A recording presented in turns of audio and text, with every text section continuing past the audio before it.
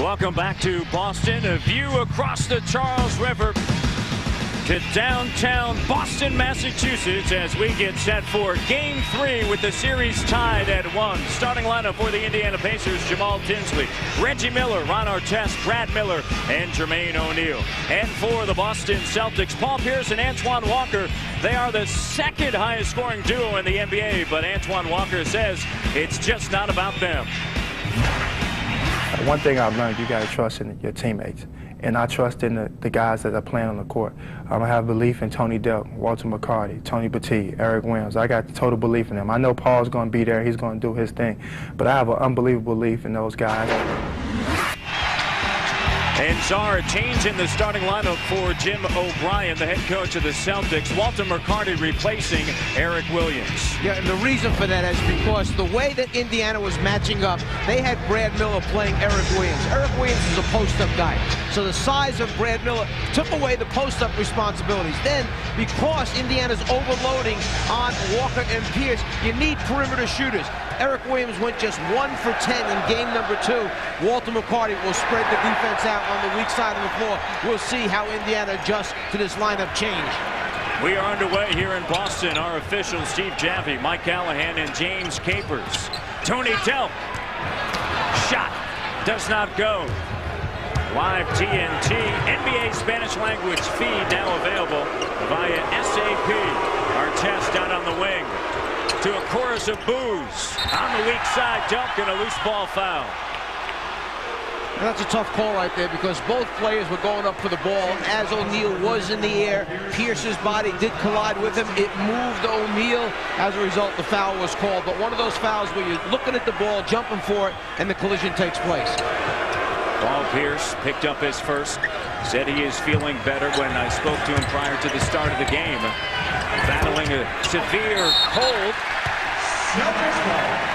Celtics basketball.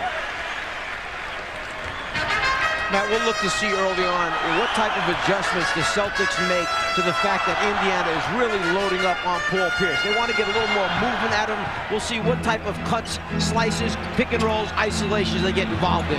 There's Walter McCarty. McCarty had 14 of his 16 in game 2 in the first half. And there's the difference. 1 for 10 we said for Eric Williams last game. McCarty can make jump shots, particularly from behind the three-point line, so Miller will have to go out and play it. Artest on the drive. O'Neal. Shot doesn't fall. Pierce. Miller goes for the steal. Baseline. McCarty swings it. Walker deep three. And it rattles around and through. You saw Paul Pierce take that thing, push it in transition. That's one of the ways he can get free from that double-teaming effect that the Pacers are putting on him. In the series, Walker now 6 of 10 from downtown.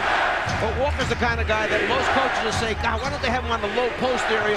Jim O'Brien, the coach, as Ron Artest hits the three-pointer from that left corner. Jim O'Brien, his coach, knows him better than anyone else does.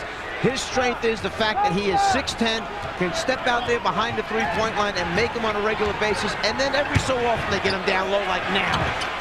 And he gets the roll. 5 straight now for Walker.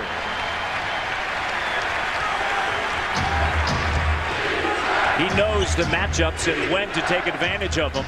Miller flashing down low on the duck-in. Cut off by Petit. O'Neal from the elbow. Just 1 of 5. That was not the norm in game 2. O'Neal mostly down low. Pierce pulls up for the 3 in transition. Mostly O'Neal down low and Miller up high making the feed pass. High-low action for Indiana. O'Neal on the feed from Tinsley. Get him down low on the blocks where he's more comfortable. Well, what happens is when O'Neal goes down low, Boston likes to front him and then bring another man behind him. As a result, they bring Miller up high. It gives him a high-low effect. Miller can make that jump shot or become the feeder from there. And you'll see the ability of Jermaine O'Neal to run the floor in transition. Artest gives it up. All Tinsley has to do is look ahead, and he finds his big mobile center or power forward, depending on who's on the floor with him, for the score. Miller earns his first. Artest diving on the floor. And now this is trouble for the Boston Celtics because Paul Pierce just earned his second personal foul. It's a terrible start for the Celtics to have Pierce, who is their main guy as far as putting points on the board, pick up 2 quick fouls that way. Think about how he got both of them. The first one jumping for a rebound. The second one trying to free himself. And you'll see Artest, who hit the floor, gets up. So I'm fine. Don't worry about it. I'm tough. May see a dentist after the game. Take another look at this. That's what you call a face plant.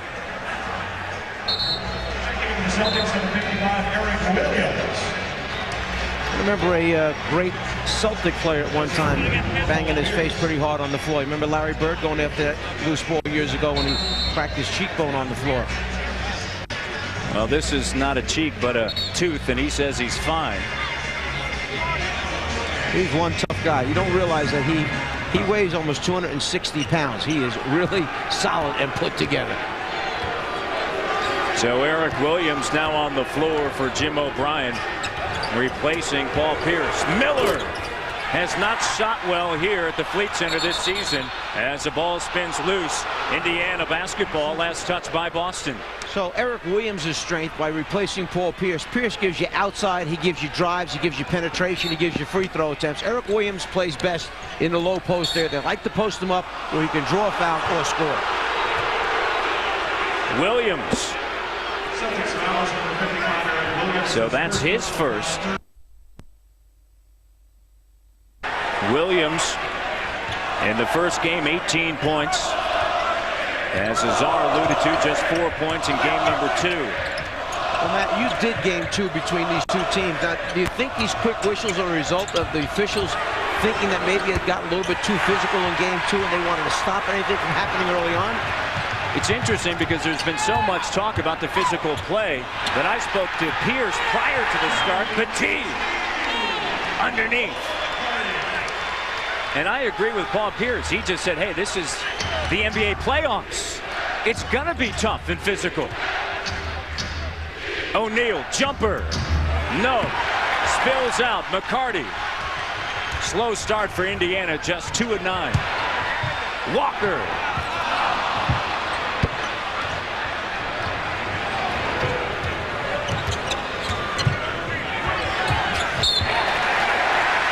Tinsley has played basically 2 very good basketball games. He's played under control.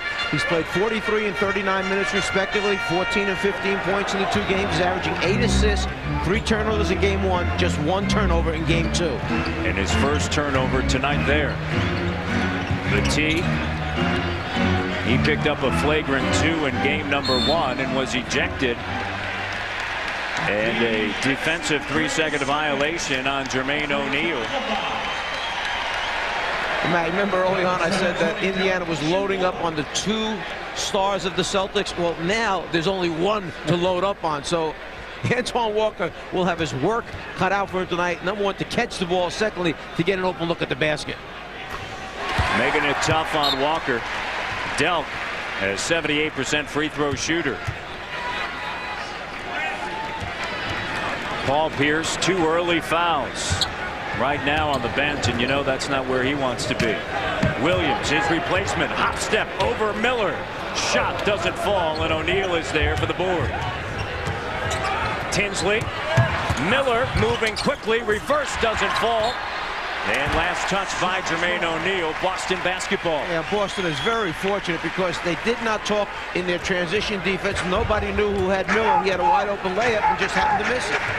Jim O'Brien said one of the keys in this series, transition defense, limiting them in their fast break points. They have done that essentially in the first 2 games of this series. And another quick whistle. I'll turn it around. Do you think that these whistles early on are too?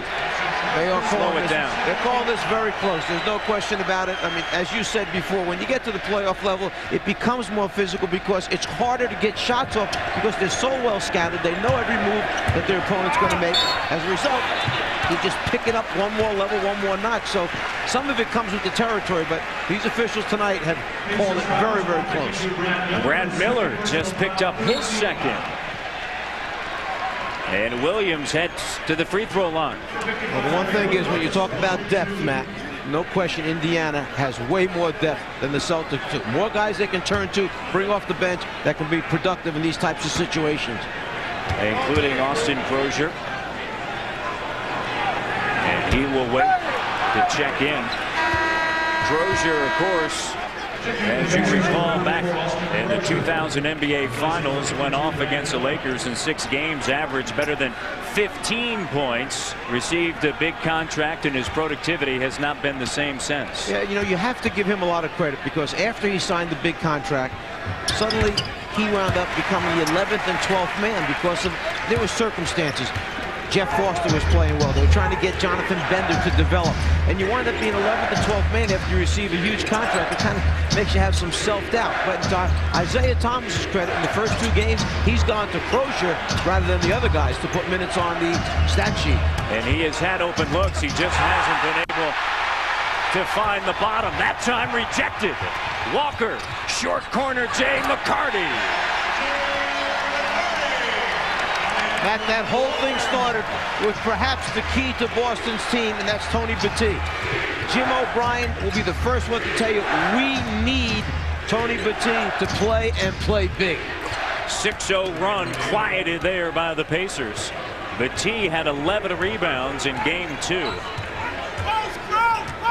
He can be huge on the glass. Walker underneath. Williams frees himself up from Crozier underneath. That's sort of work in the lane area right there. One area that Celtics would like to pick up a few more points are the points in the paint. Well, for the Pacers, it's tough to get points in the paint against the Celtics. The best in the NBA in that stat. Walker ahead to Dell. And a foul. A foul on Jamal Tinsley, his first. And the guy that I told you, Tony Battie, the key to the Celtics defense with the block shot, which in turn leads to the fast break jumper by McCarty. And the guy that Jim O'Brien needs, loves it, Tony Battie started it.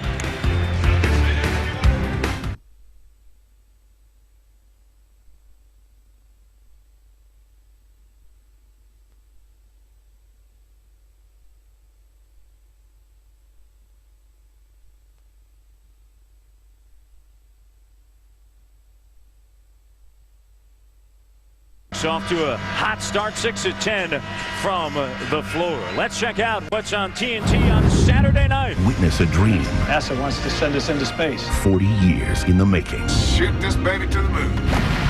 Space Cowboys. Saturday night after the NBA on TNT. We know drama.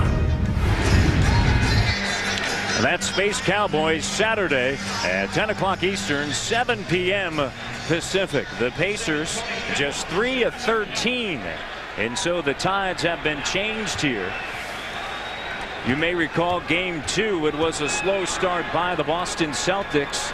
After it was knotted at 4, they spurted out to a 22-4 run in the first quarter. Well, actually, the Celtics have fallen behind by significant numbers in both of the first 2 games. The difference was that the first game, game number 1, Paul Pierce had a huge fourth quarter, 20 points in the fourth quarter. Miller, they were down by as many as 16 in the third quarter. 7.5 minutes remaining in the fourth quarter in game 1. Down 13 in a zone. Down with the steal. Artest gets back. Walker makes his move. Over Crozier. Got it. Well, we see Antoine Walker being very aggressive, going to the basket, not just settling behind the three-point line. He knows he's got a big load on his shoulders right now with Pierce out. Stretched out to their largest lead. Double digit, stands at 10, and Williams just earned another foul. Perhaps because all the former greats are here tonight, this Celtic group wants to show them that they can run the floor, get down in transition, and take it to the basket. Antoine Walker with the score. Walker, 7 points, 3 of 4 shooting, 2 rebounds, and 3 assists. Pierce just one shot because of the 2 early fouls. Has played 3 minutes. Artest, shot doesn't fall. And Artest with the foul in displeasure.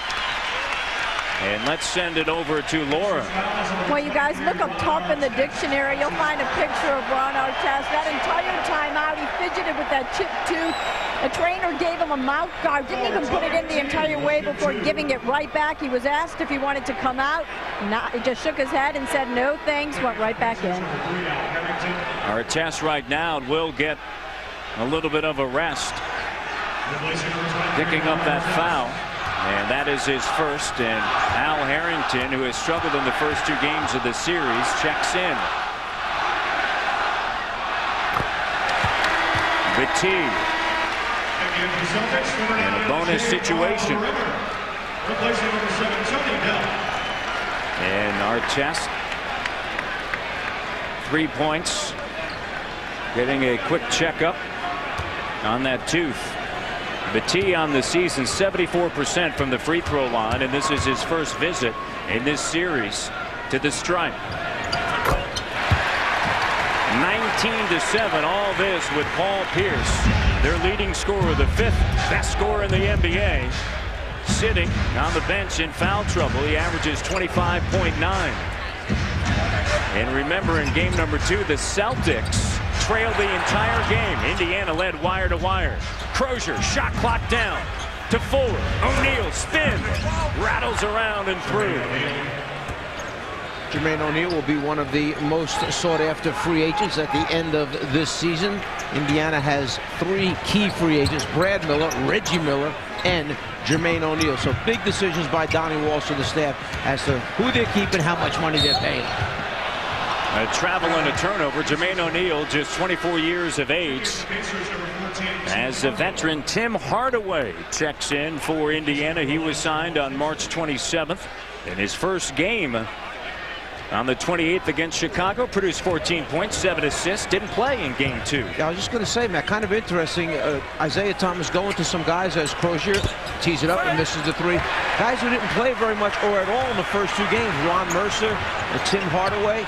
These are guys that Isaiah's come with early in the game here on the road in Boston. Walker driving straight to the bucket, pulls up, spills out, and O'Neal is there for his 3rd rebound. He has 6 of Indiana's 9 points. Mercer, former Celtic, short. Walker saves it. Crozier on the weak side. J.R. Bremer, who just checked in.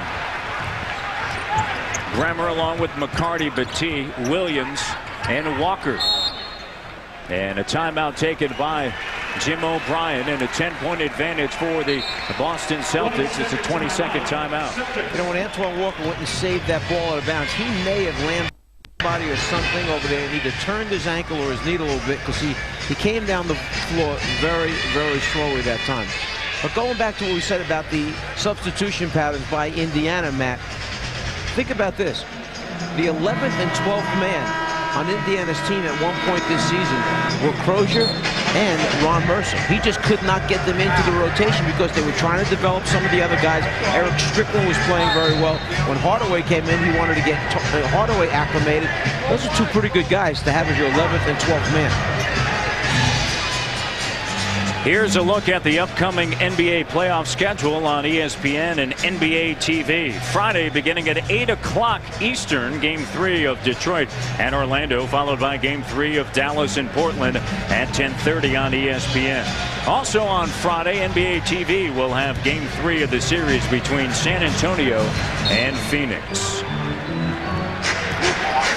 Bremer, undrafted, out of St. Bonaventure, 8'10", first team a year ago for the Bonnies. Battee, circle jumper, drills it. Battee, 2 of 2. He has 6 points. Now remember, as far as point productivity goes, Celtics haven't gotten a whole lot out of him, number 1, because in game 1 he was ejected for the flagrant fouls. Crozier goes to the basket and finishes it off. Only played 10 minutes in game number 1, scored 4 points. In game 2, 28 minutes for 8 points. We'll see Crozier, the ability he has, not only behind the three-point line, but he can take it to the basket, and we see him finish it off, take the contact with the left hand.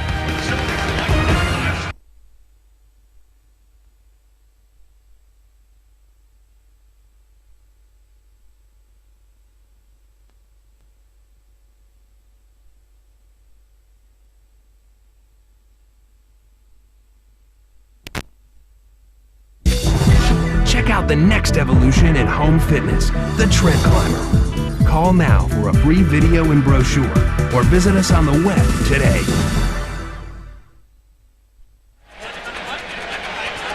Paul Pierce, 2 early fouls. However, the Celtics picking up the slack as they lead by 10, shooting 62%. And let's send it over to our Laura Oakman. Laura? Well, Matt, Paul Pierce says the luck of the Irish is on the Celtics side, not due to any leprechaun, but thanks to this little guy, this green teddy bear he now carries with him everywhere.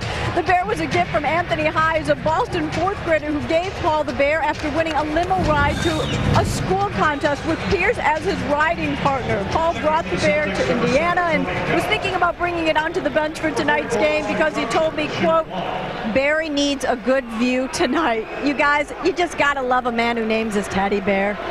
Thanks, Laura. You know, I don't think Paul likes his view right now, though. No, he may be changing teddy bears after this game tonight. Crozier unable to get it to fall from the free throw line. Crozier 1 of 4 from the field, has 2 points. You know, Matt, he could have thought about naming it Marv. It's true. Marv's a very good name for a teddy bear. Perfect name. Or Jeff. Great names for teddy bear. Or you could possibly have, you know, Marv, Jeff as the middle name, and then end up even with Fratello as the last name. No. Marv, Jeff, teddy bear. That would be it. Williams at the line. The Celtics 4 of 7 tonight from the free throw line. Now Williams makes the first. Williams 2 of 3.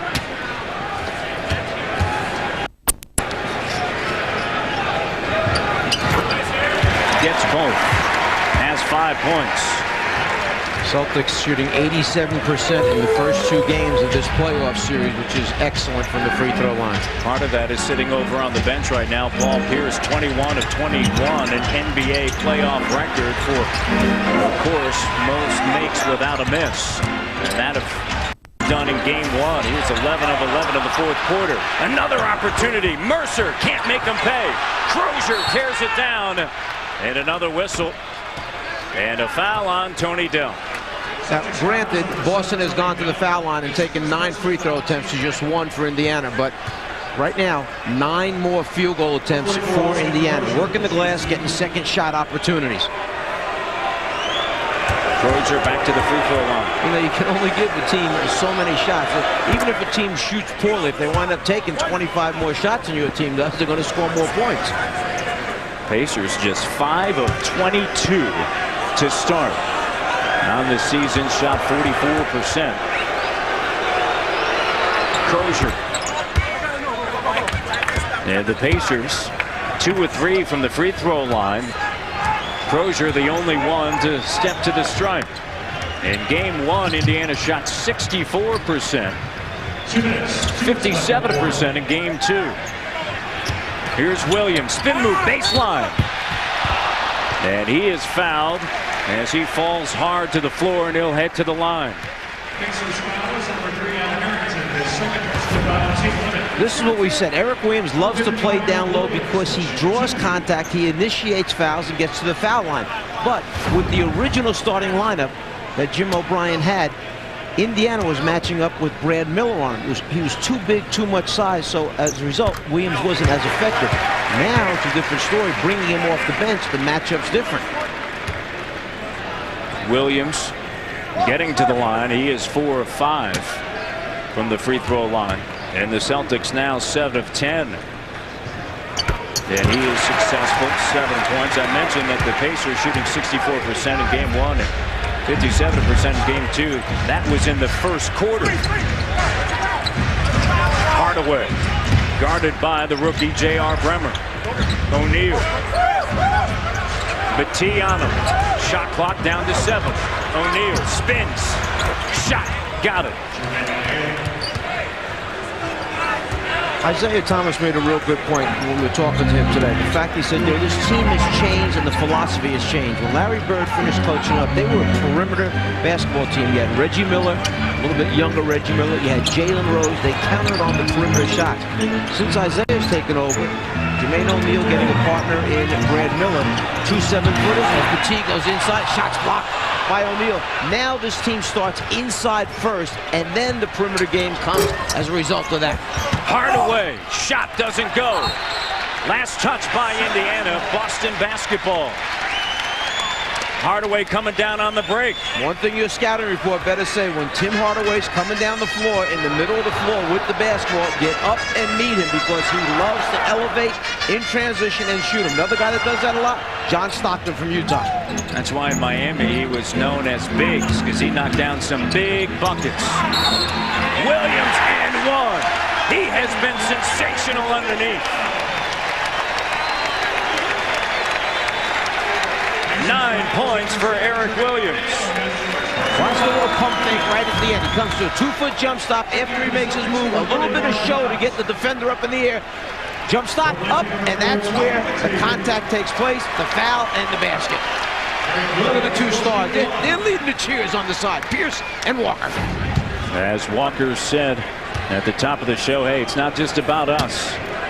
It's all these other guys, and right now all these other guys are producing. Into double digits, and another quick start for Williams. He started this way in game 1 when he finished with 18. Has 10 points already here in the first quarter. See the free throw discrepancy there. Celtics 12 attempts, Pacers just 3. Crozier, turnover, as O'Neal made the cut. Walker wants back in. You know, Matt, after the first 2 games, Indiana had a 19 free throw advantage over Boston. 65-46 after 2 games. Not the case here tonight. Crozier, the only Pacer to get to the line. Shot clock, game clock differential. Walker. Bremer for 3. Shot doesn't go. O'Neal snares it. Loose ball. Mark Blunt scrapes. Gets it to Walker. Got it. He wants to hear it from the jungle. That's what the Celtics players call the fans here at the Fleet Center. So who gets the credit? The guy that knocks down the 3 or the guy that dove into the floor, secured the basketball, and kicked it free so his teammate can knock down that big 3 and get the people in the arena on their feet right now. You see the scramble for the loose ball. There it comes 3. We'll call it a rolling pass to Antoine Walker. Lights go on as the ball is in the air. That's what playoff basketball is. Clown on the floor, Walker with the 3. The Celtics close out the first quarter on a 6-0 run. Antoine Walker with 10 points. Eric Williams coming off of the bench with 10 points. And the Celtics lead large, 31-15. Little boy asks his neighbors why they're always working on their yard. Neighbor looks up. Nothing more relaxing. Nothing wrong with getting your hands dirty, she adds. Little boy's dad asks how they manage it all. Neighbor nods across the yard. Nothing runs like a deer. John Deere lawn and garden tractors. Durability, precision, versatility, and exclusive support for everyone who puts more into their yard and expects more out of their tractor. Can you hear me now? Good. Can you hear me now? Good. Verizon Wireless has the largest, most reliable nationwide network. Can you hear me now? Yes, I can hear you. Good. You can count on us to do what it takes to make sure your voice is heard. It's good to be heard. Can you hear me now? Good. Verizon Wireless. We never stop working for you. For just $8.99. Come get a taste of our new bold flavor. Hey, yo, Method Man and Redman here to show you how Power Strike from Right Guard Extreme works. It's got this strike with extra older fighters. Let's pretend this huge elastic band is the Power Strike. And these guys are older. Let's see what happens when older meets the Power Strike.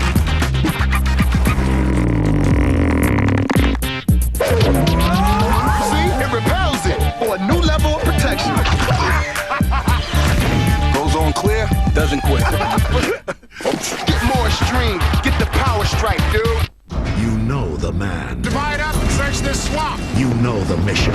What do you intend to do? Catch him. But this time, no one can be trusted. I got set up from the word go. Turn around! You're the great Sam Gerard. Yes, I am. And you always have to win. Yes, I do. Don't miss Tommy Lee Jones and Wesley Snipes in U.S. Marshals. Look around you, you're caught. U.S. Marshals.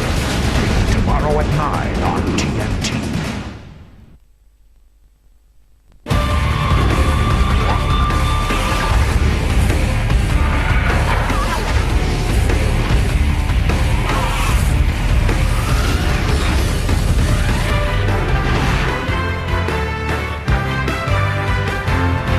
The Fleet Center.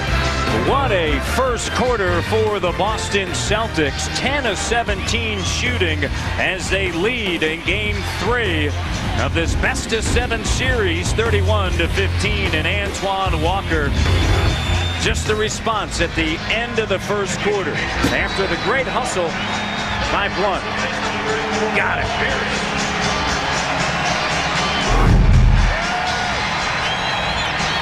Matt, big things that jump out at you as you look at the end of the quarter stat sheet. 24% shooting for Indiana. Only 3 free throw attempts. Remember, they're number 3 in the NBA. They average almost 28 free throw attempts per game. Pierce back out on the floor after 2 early fouls in the first quarter. Limited him to just 3 minutes. Hardaway. Entry pass. Miller in and out. And a loose ball foul. And the foul will be charged to Walker. It's a second layup now. We've seen Miller miss around the rim. So Batiste, by jumping, affecting Miller's shot around the basket. Walker his first. Artest back out on the floor along with O'Neal, Mercer, Hardaway, and Brad Miller. Pierce, McCarty, along with Walker, Blunt, and Bremer. And another quick whistle. And Artest heads to the free throw line. Artest on the season 73%, 84% in the first 2 games, was 9 of 9 in game 1, 2 of 4 in the second game. Log on to NBA.com for all the latest playoff scores and inside information on all your favorite postseason teams. NBA.com. Artest. Reggie Miller 0-2, 7 minutes at work tonight here in game number 3 in Boston. So another free agent right here, J.R. Bremer, who Jim O'Brien is very high on. His minutes haven't been that high in the first 2 playoff games, but when you talk to O'Brien as Blount misses the jump shot, the reason being, he said, look, Tony Delk, I know I've been in big games with Tony Delk before. He's a veteran. There's a veteran right there, Tim Hardaway missing the jumper. He said, Bremer, it's his first experience with the playoffs, but he's going to be around here for a long time. Down the stretch of the season, he was outstanding as Walker blows a layup. Bremer started 41 of the last 47 games, averaging better than 11 points. Artest cut off by Bremer. Gets by Pierce. Swatted away by Blunt. I think the crowd is right. I thought that was a travel. O'Neal. Post positioning. Another blown layup. Miller, no. How many more chances will it take? And O'Neal slammed hard to the... And Blunt, Miller, and O'Neal all on the scene. Jermaine O'Neal has to be smarter than that, okay? Because he's going up, loses his balance, and hits the floor. They were calling the flagrant right away.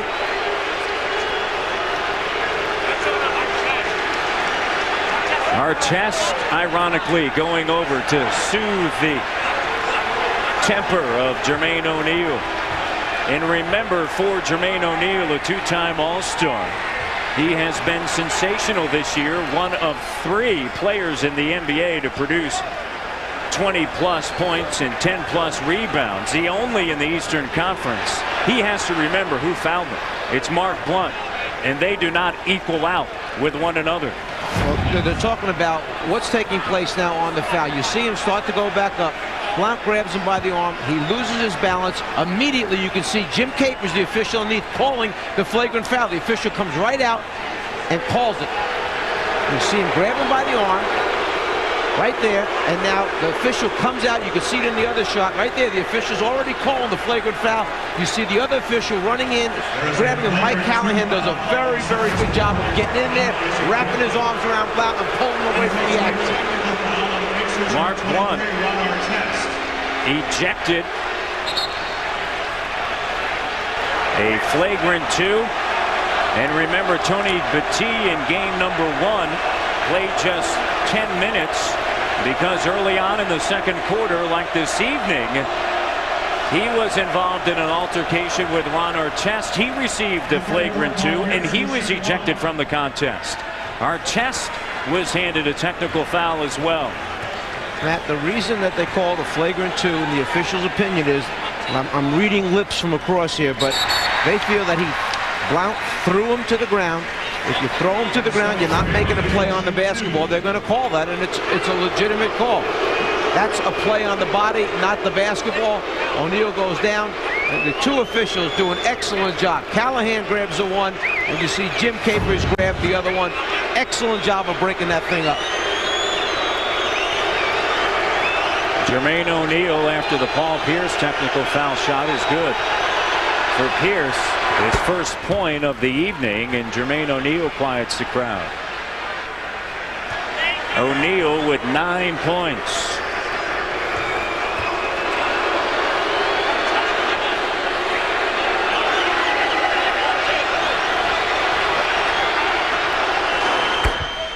Gets both. Well, going back to game number 1, this was the scene that led to Tony Battie getting the flagrant 2. No call there. And then there's the flagrant 2 call. Artest got up, really didn't do much, backed away. And Tony Battie was out. And tonight it's Mark Blount. Here's O'Neal bumping with Battie, and an offensive foul on O'Neal, his second. Good job by Tony Battie, because he knew that he has a fired-up Jermaine O'Neal right now. From the first post-up in that series, there was bumping, there was a lot of physical play. This time, Battie anticipates that O'Neal's going to come at him again to try and draw more contact, gives a little bit of a knack, falls on his butt, picks up the charge. Walker, guarded by Mercer. McCarty, step back 3. And over the top of the backboard, Indiana. Actually hit the 24-second clock above the backboard. 32-18, Celtics with a commanding lead here early on, but Jim O'Brien knows how they can certainly fall to the wayside, because that's what happened to Indiana's in game number 1. Bremer pushing. Pacers get back. Walker in the lane, short. And a foul on Walker. A loose ball foul now on Antoine Walker. And so Walker picks up his second. Man, I'm looking at this. I'm having a hard time believing this. 6 for 32.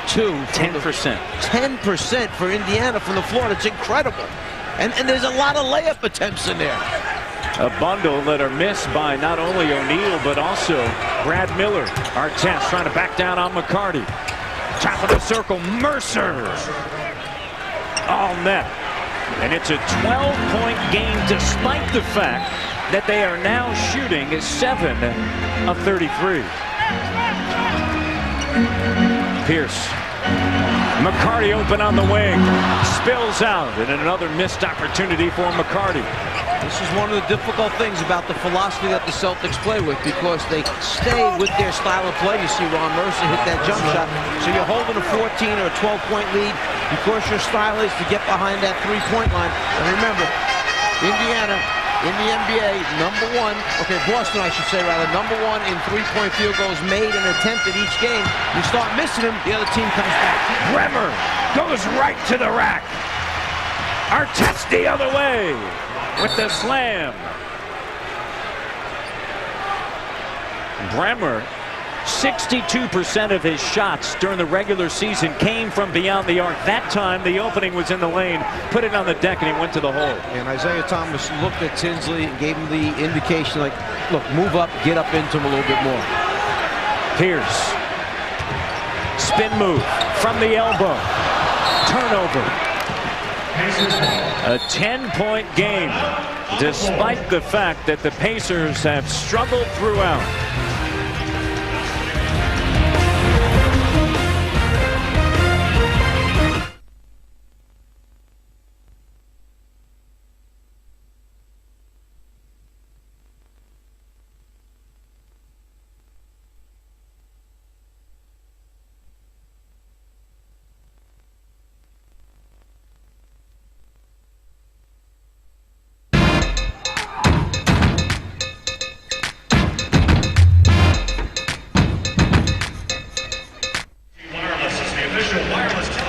Boston on top by 10 during the timeout. Steve Javie in our inside tracks having a conversation with the assistant coaches of the Boston Celtics, who took a very neutral position on the flagrant 2 foul.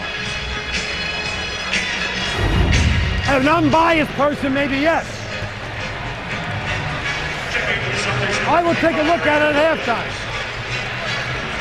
I understand. I'll watch it, but I'll let you know at halftime too. Steve Javie didn't feel that John Carroll, the assistant coach's opinion of the flagrant was unbiased. Maybe slightly tainted.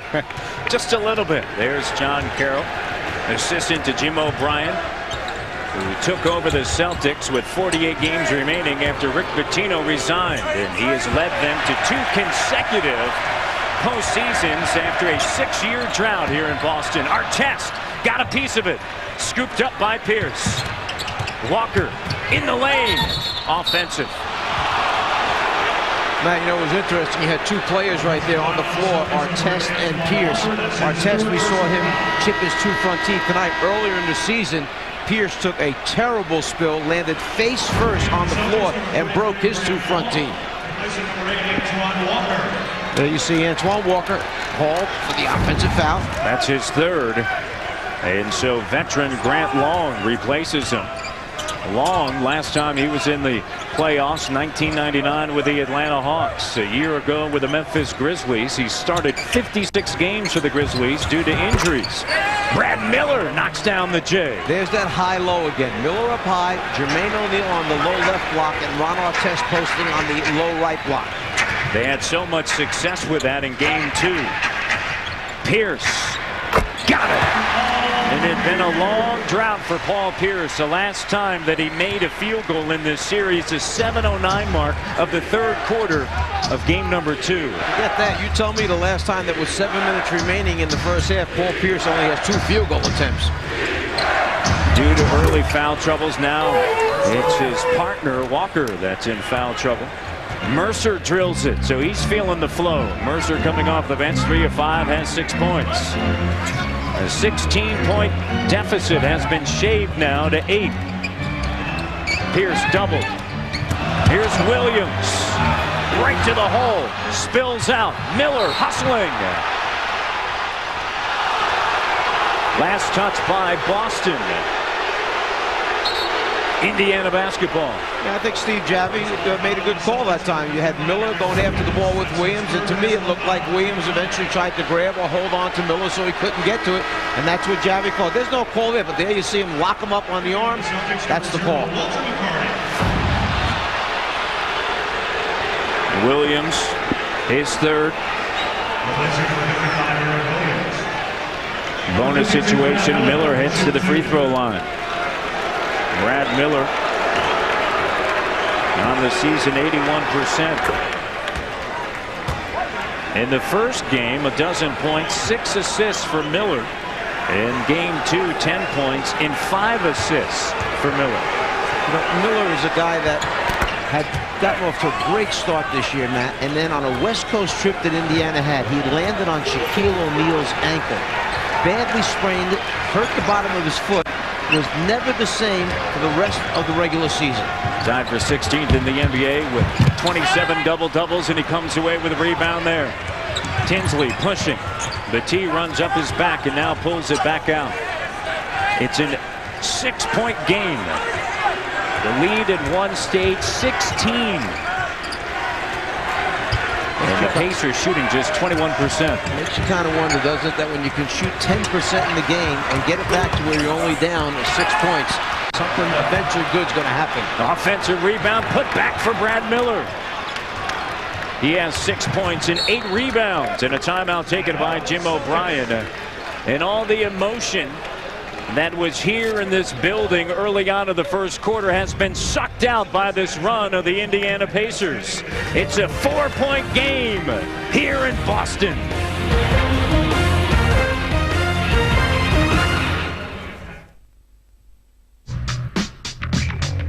These people have taken control. He was tossing and turning so much, I knew he wasn't getting any rest. With a regular coil mattress, you have no control. We had different needs. With a regular bed, you have to pick, firm or soft. Introducing the Nautilus Sleep System. The Nautilus Sleep System's unique interlocking air chamber design provides personalized comfort. Now you and your spouse can control your own comfort with the push of a button. Those chambers are the real secret. You control your own side of the bed. I control my comfort, and he controls his comfort. Test the Nautilus Sleep System in your home for 90 nights to make sure you love it. Order now, and you can get payments as low as $25 a month with the protection of our 20-year limited warranty. If you can't sleep at night, believe me, this mattress works. Call now for a free video and brochure, or visit our website at greatsleep.com and take control for a great sleep tonight.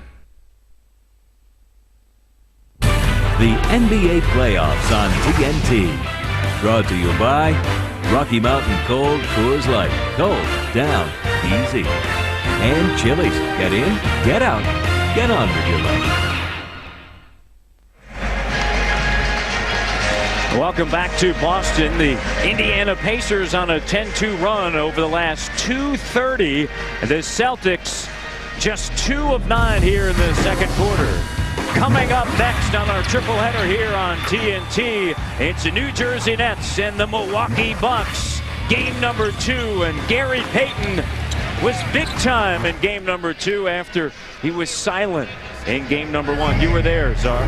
Well, in both games, Tim Thomas has really stepped up and played extremely well for Milwaukee. I was concerned whether Milwaukee was going to get themselves back in the series because of the problems that they had in game number 1. Their starting backcourt has to fly out after the first game, go to Toronto, turn themselves in because of the problems that they had up there. But they got themselves back focused again. They put that behind them. They got an outstanding performance from their backcourt along with Tim Thomas. And here they are tied up once again at 1-1. Of course, our night wraps up with the Lakers and the Timberwolves. That series tied at 1. Battie put back no. Grant Long tapped out. And for the Boston Celtics, they have done little work with second chance opportunities. They finally got one right there, second chance opportunity. Before that, it was 10-0 Indiana as far as offensive rebounds. Mercer likes being back in Boston. 8 points on 4 of 6 shooting and a 2-point game. Matt, remember, at the end of the first quarter, Boston had 31 points. Right now, they've scored 5 points in the first 7 minutes here of the second quarter. Long takes it to the hole.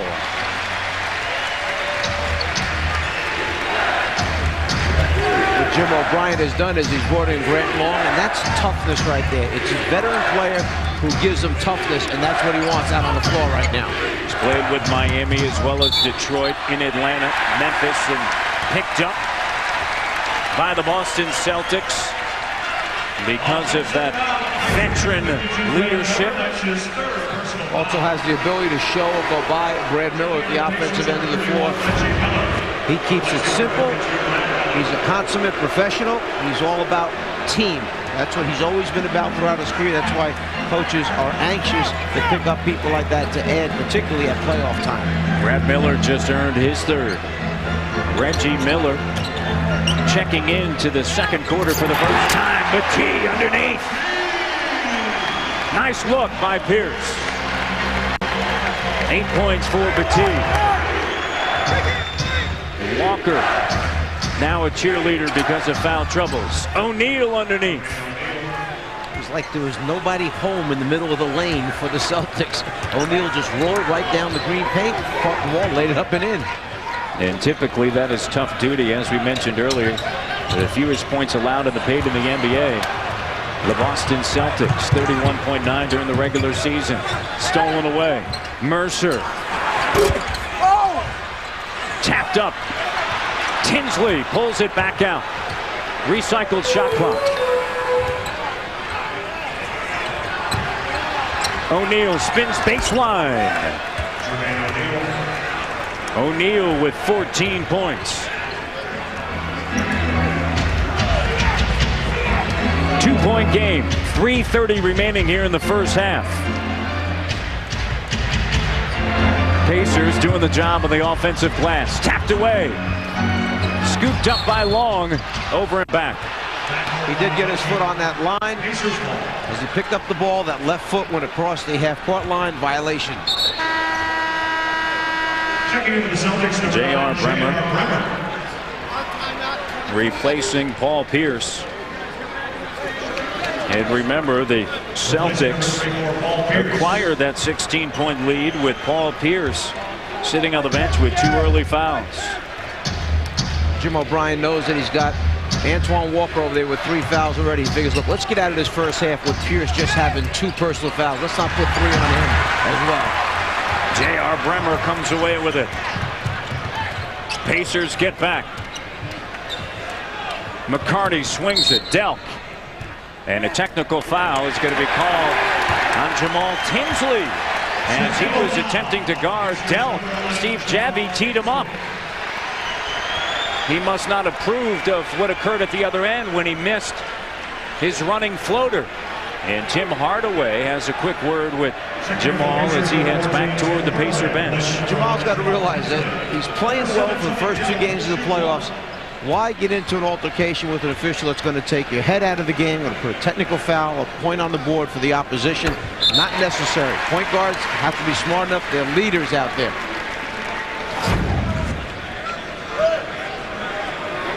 Javie's had enough. Tinsley trying to show him he can do 2 things, play defense and talk at the same time. And you know he can. He's from New York.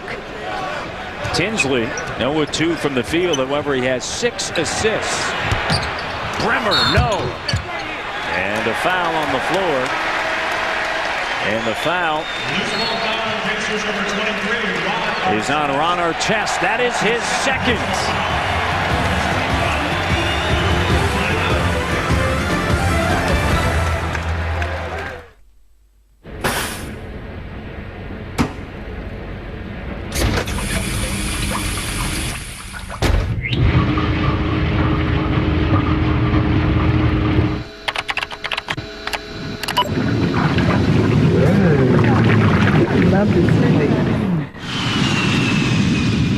Log on now for Southwest Airlines $39 to $99 internet specials. Purchased by May 1st. Only at southwest.com. You are now free to move about the country.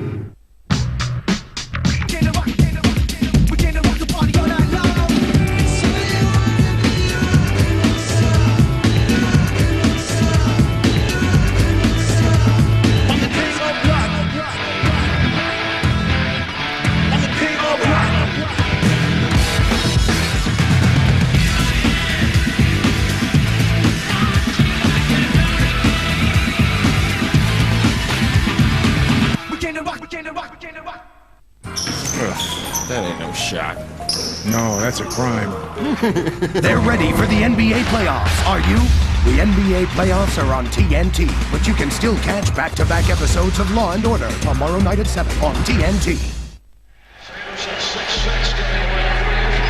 Game 3 between the Celtics and the Indiana Pacers, and before the game, Red Auerbach leading the way for the legends that gathered here on the Fleet Center floor. Bill Russell, the Hall of Famer, and of course, the Chief, one of the 50 greatest players in the history of the NBA. And now let's send it over to Laura Oakman. Laura?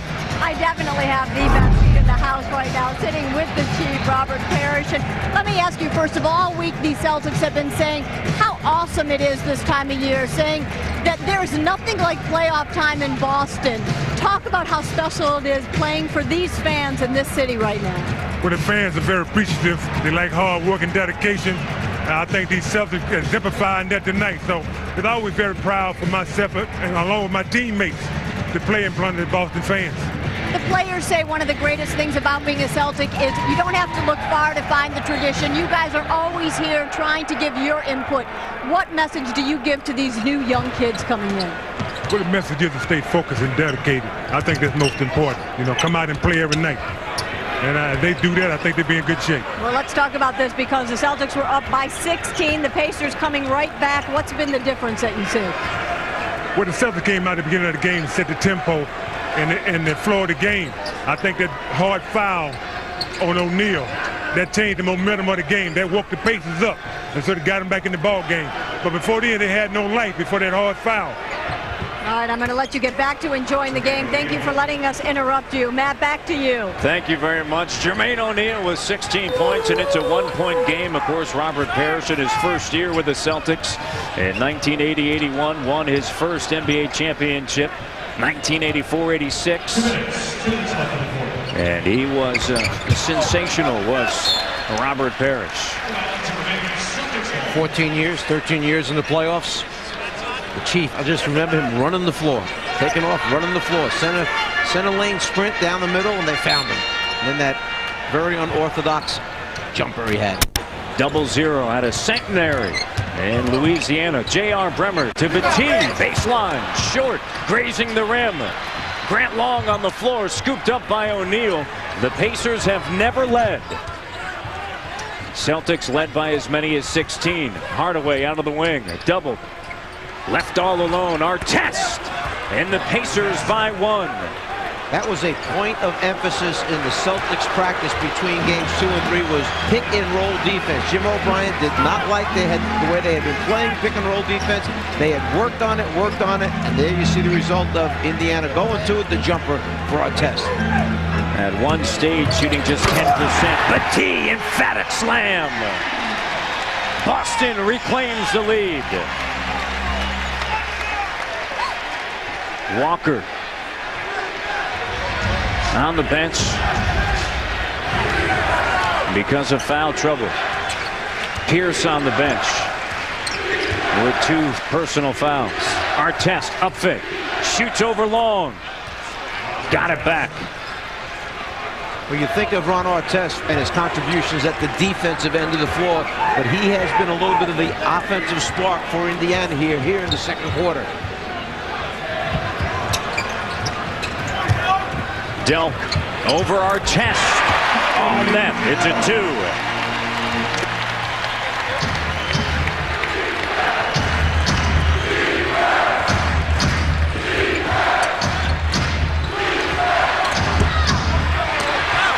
Same high pick and roll series that Artest had made the last shot off of. That time a little bit deeper than the first shot he made. Celtics come down, run the last play to end this first half, leading by 1. Tony Delk. Hardaway, O'Neal come. Delk wrapped up with 0.2 of a second remaining here in the first half. And the reason that Hardaway did that is because they had a foul to give. Hardaway, we're going to look back at this because Hardaway wanted to foul him when he was on the ground. He's trying to foul him there while he's dribbling it before he shoots it. That's what he was trying to do. Again, he grabs his left wrist the first time and then the second time. The official calls it on the second one. As a result, Delk will get 3 free throw attempts. In my opinion, Hardaway had fouled him twice before it was finally called. Hardaway still having a long conversation with Mike Callahan as Delk heads to the line. Celtics 11 of 14 from the free throw line here in the first half. The Pacers 7 of 9. Coming up on the Verizon Wireless halftime report, EJ, Kenny Smith, and Charles Barkley are in the studio. They'll have previews of the New Jersey-Milwaukee series and also Game 3 of our triple header, Minnesota against the Los Angeles Lakers. And Charles, how about this, Czar? He has a new job now. Yes, a new job. What is that? We're going to find out in Verizon Wireless halftime report. Charles has been kind of casual lately. Hang around with sneakers, suits and sneakers. Manicures, pedicures. He's got a bad neck, I understand, also. Yes, it was jarred the other night in Sacramento by the Maloof brothers. Delk gets both. Kenny Smith has a bad back from carrying Charles. It's 48-44. The Celtics once led by 16. Now they lead by 4. It is halftime here in Game 3 of this series, in which is tied at 1 between the Celtics and the Indiana Pacers. And of course, Isaiah Thomas had a message for Emmy Award-winning studio host Ernie Johnson and the rest of the crew down in Atlanta.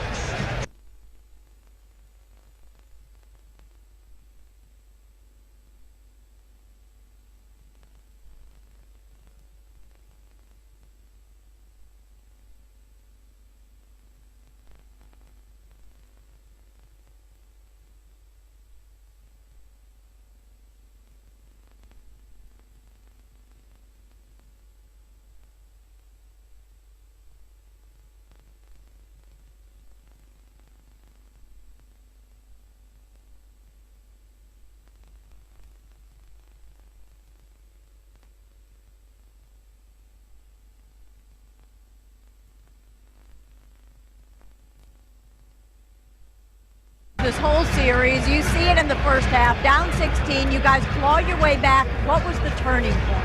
But I thought the turning point was actually when the hard foul was on Jermaine, and I think that knocked a little life into our team, and everybody just basically banded together, and they knew it was going to be tough. And we talked at the start of the game how Boston was going to come out emotionally charged, and we just wanted to weather the storm. Our guys did a good job of weathering the storm, and now we can play basketball the second half. All right, thanks, Coach. Good luck. Matt, back to you. Thank you very much, Laura. Reggie Miller along with Tinsley, Brad Miller, Ron Artest, Jermaine O'Neal, McCarty, Pierce, Delk, Williams, along with Antoine Walker. Artest shot spills out. And I'm sure that at halftime, Jim O'Brien emphasized the second shot opportunities, 11-1 offensive rebound, a 27-16 advantage on the glass. Pierce with the hand steals the outlet pass by Jermaine O'Neal. Williams gets a start here in the second half for Tony Batiste. Williams underneath. What happened was Reggie Miller wound up on the back of Antoine Walker. Jermaine O'Neal came right away to double team. It was just a dive cut from the top by Eric Williams that led to the layup. A dozen points in Game 3 for Williams. Tinsley, here's Miller from the short corner. Weak side board, Pierce. Pierce has been excellent on the glass in the first 2 games, averaging 10 rebounds for 3. Got it. Pierce. Well, Pierce decided, wait a minute, this is ridiculous. I cannot have only 3 field goal attempts in this game. I'm going to get myself going immediately here in the second half. He did just there. Pierce now with 6 points.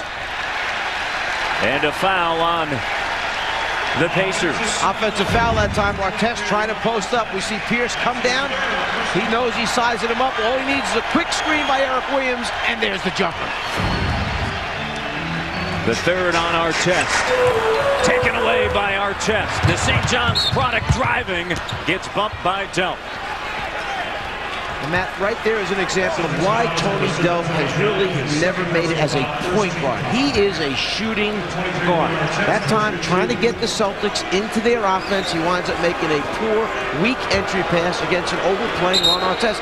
And you know that from your scouting reports, if you're passing the ball to someone that Artest is guarding, he's going to try and run through the pass for the steal. Delk starting because, as you mentioned earlier in speaking to Jim O'Brien, that veteran leadership. Right there. You see him run through the pass. Pierce didn't do a good job of holding him off. There's the contact by Delk at the end, and now the free throw. Delk has played in the postseason with Charlotte, Sacramento, Phoenix, and now, of course, Boston. During the regular season, averaged 8 points and 4.5 rebounds in 3 games against the Indiana Pacers. J.R. Bremer started a bundle of games, and another pass picked off. Again, that's Delk again. Miller from way downtown. No. Artest Spin move in the lane. Miller wants it again. No. Remember, he was 0-6 in game number 2 before making that huge shot in the fourth quarter against the Celtics to give them a double-digit lead. Coming into this game, just 2 for 12 from the three-point line, Reggie Miller. Miller, he said, I'll keep taking them.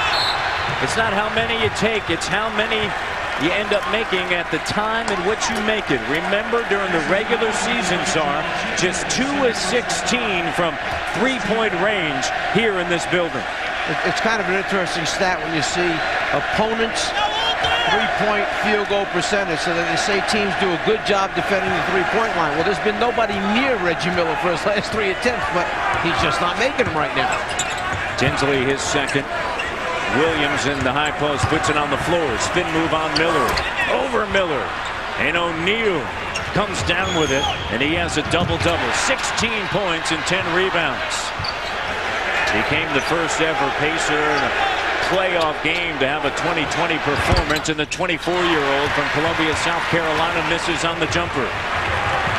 Going back to Delk as the point guard versus two guard. That's why Boston was willing to let Kenny Anderson go when they did the deal, because Anderson is more of a prototypical offensive foul call that time on McCarty. More of a prototypical point guard. They could play pick and roll with him. He could penetrate, dish it up. Delk is a shooter. So what they decided when they let Anderson move on, that Delk was going to be the spot-up guy, and basically Pierce and Walker were going to do the majority of the handling during their games. They were willing to give up the penetration and pick and roll game to get Delk shot. But Jim O'Brien found out eventually they needed Bremer in there because he can play pick and roll. Tinsley with 6 on the clock. Tapped out and loose ball foul. And Miller tosses it up in the air, and a technical foul on Brad Miller. The emotions bubbling through for the Indiana native. This is one of those times when you toss the ball, and just before you let it go, you want to grab it and bring it back, Matt. But because he only had one hand on it, and his hands obviously were not big enough to grab it and bring it back, he winds up with a technical foul. The All-Star center has 4 personal fouls, and Paul Pierce successful from the free throw line. And watch, right at the bottom of this, right about now, he wants to pull it back, but too late. Walker making sure that they got the call.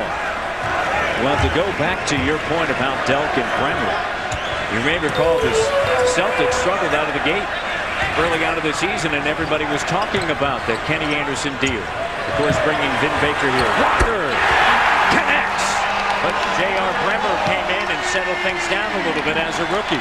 Jim O'Brien will be the first one to tell you that's why he made the change during the season and put Bremer into the starting lineup, because they were missing that pick and roll game. They were missing the penetration that Kenny Anderson had given him. So Bremer came in and gave him a good stretch during the regular season, but eventually in the playoffs he goes back to Delk because he's a veteran. Artest, the response. Walker 3 of 3 from downtown, and Ron Artest connects with his second three-point field goal. 8-point game, Celtics on top. Celtics came from behind in game number 1 after trailing by 16 to win 103-100 in Indianapolis. The Pacers responded with an 89-77 victory. In game 2 at Conseco Fieldhouse, Mercer out of the wing. Effective off of the bench in the first half with 8 points. Under 10 of the shot clock. O'Neal on the dunk down low. Turns it over. Right now, Matt, Tony Delk is having a tough time handling his 2 turnovers, his 1 for 4 shooting night from the floor. He's constantly turning to the official, looking to get some help. Got to settle himself down. Maybe Jim O'Brien needs to sit him for a little bit and then bring him back in. Walker trying to back down on the smaller Mercer. Takes him to the hole. Mercer got a piece of it. Walker gets it back. Left hand. O'Neal went to block it where he thought it was going to be. Walker put it where he wasn't. Sheer determination by the 3-time All-Star. 15 points, Antoine Walker, and it's a 10-point advantage. Watch O'Neal heading for the right hand to block the shot. Walker switches it back into the left hand right at the last second and then gets the friendly bounce off the rim. He's determined to get there. The switch at the end, O'Neal thinks it was going with the right.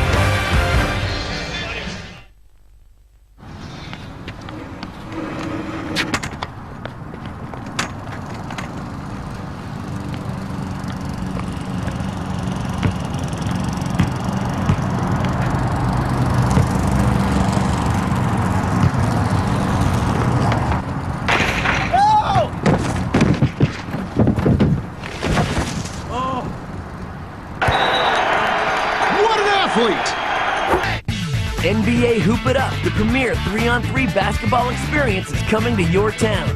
Don't miss your one shot to join the competition. Whatever your age or ability, whether you're male or female, a serious competitor, or playing for fun, this weekend tournament is for you. So sign your team up now and bring your friends and family out to enjoy this total basketball experience. Log on to NBA.com to find out when NBA Hoop It Up is traveling to your area. Get in on the 3-on-3 action. The NBA playoffs on TNT. Brought to you by Hyundai. When your car comes with America's best warranty, you win. And Jordan, what do you love? Ernie Johnson in Atlanta. Reminder, game 2 of our triple header. Jason Kidd and the Nets won game 1 by 13 against the Bucks, but then Gary Payton and company came back to win game 2 by 4. That's game 2. Now back to the guy who's carrying Mike Fratello, Matt Devlin. Well, here's a look around the Eastern Conference. Game 3 coming up on Friday for the Pistons and the Magic. T-Mac, Czar needs a little bit more help. Sixers and the Hornets. Pacers, Celtics right here. And game 4 coming up on Sunday. And then, of course, following us, the Nets and the Bucks from Milwaukee and the Bradley Center. When you look at those matchups, we have seen where the star players really take a step up at playoff time and lead their team. T-Mac, is there anybody playing any better basketball than he is? Then Allen Iverson goes for 55 points in his game. We saw the performance by Paul Pierce when the Celtics upset Indiana in game number 1. The stars, all-stars, superstars rising up in playoff time. It's been the same out west as well. Mercer quiets the crowd.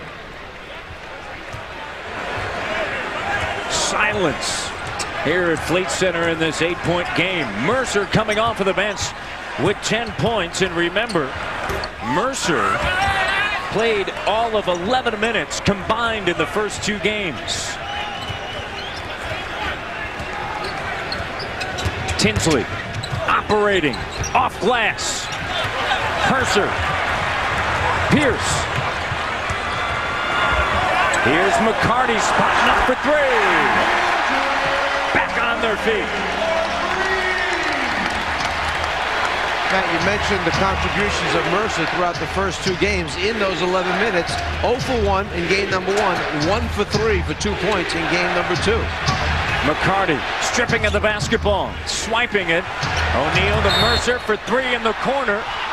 And a foul as Miller is unable to connect, but he'll go to the line.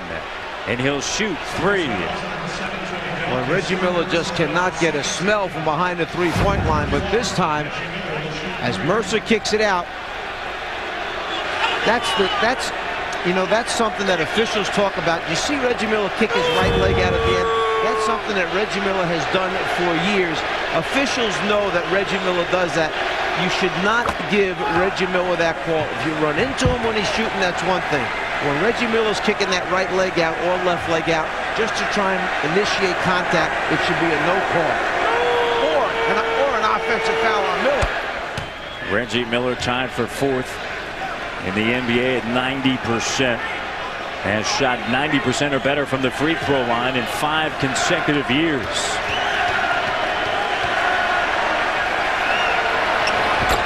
And he gets all 3. In game 2, he was a perfect 9 of 9. In game 1, he missed once from the free throw line. He was 11 of 12 from the line entering tonight's action. Pierce with Artest on him. Gets by O'Neal and Artest. On the wing, dunk. Drains the big 3. That's what Jimmy O'Brien put Tony Delk in the lineup for. Boston now 4 of 5 from downtown in the third quarter. In the first half, just 2 of 7. Walker on Artest. Strips it away. Pierce. Boston has a 4-on-2. Artest gets back. Delp. McCarty had a lot of time on the shot clock to take that. 12 seconds on the clock, and McCarty took the shot. 65-54 as the lead climbs for the Celtics, and a foul on Delp.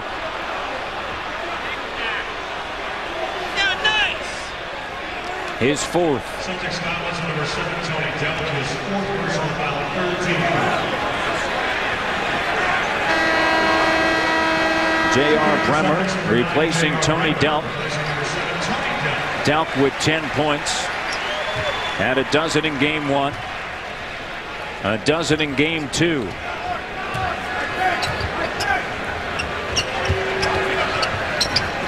O'Neal down low. Loses the handle. And last touch by Boston. Hardy getting that hand in there. He knew he was too deep. He knew O'Neal had him pinned too close to the rim. Before O'Neal could make his move, he knocks it away. 6 on the shot clock. Artest near side 3. No. And Pierce another rebound. He has 7. Spin move. Taken away. Tinsley leading the break. Mercer. Second chance look. And a foul.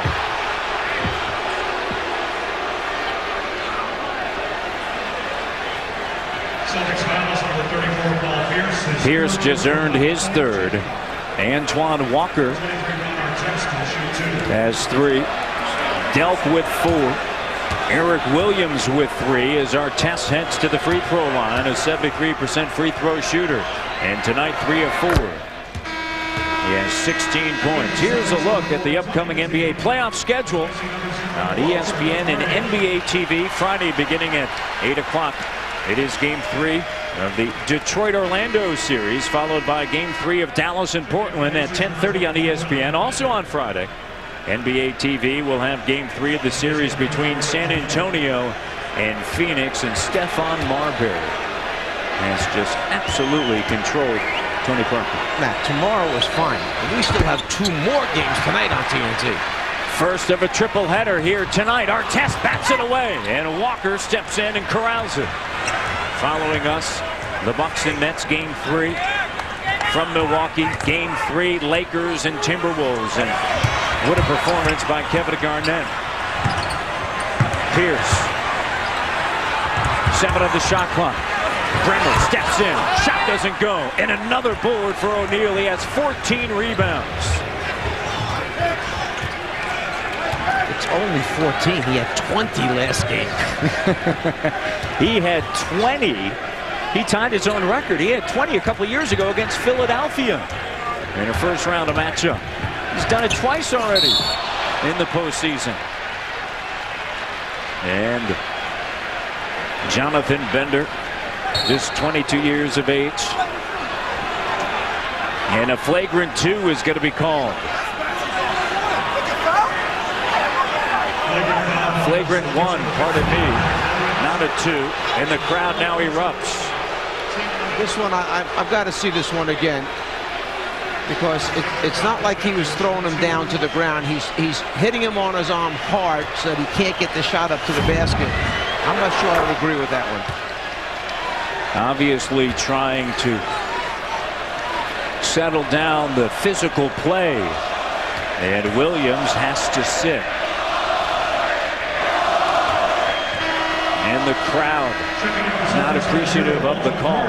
Jonathan Bender gets both from the free throw line. Didn't play in game 2. Played just 7 minutes in game 1 in his 4th season.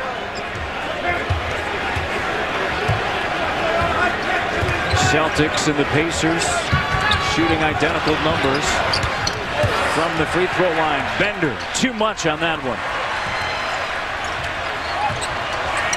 Pierce. Here's Walker, crossover, around Bender. for three. McCarty connects. Well, Matt, normally teams, when they get to the front of the rim, guys try to finish. Boston's mentality, they get to the front of the rim and they throw back to the three-point line. They'd rather have 3 than 2. 5 of 7 just here in this quarter. Tinsley gives it in the corner, Artest. Loses the handle in the lane. Bremer. Walker. McCarty on this side. Second chance look. McCarty right to the rim. The lead expands to 13 with 2:09 remaining in the third quarter here at the Fleet Center. And the jungle is rocking.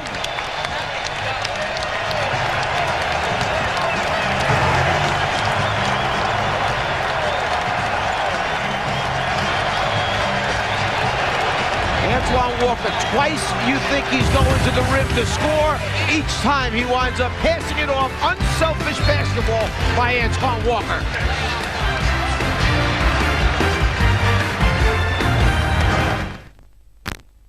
Marbury on the drive. Doesn't Miller Lite taste great? Less filling! Wait. What about this? Doesn't Miller Lite taste great? Great taste! Great taste! Less filling! Great taste! Less filling! Less filling! What do you think about that? That's art.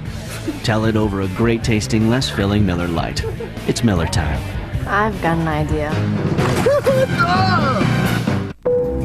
Welcome aboard. Please turn off all unapproved electronic devices.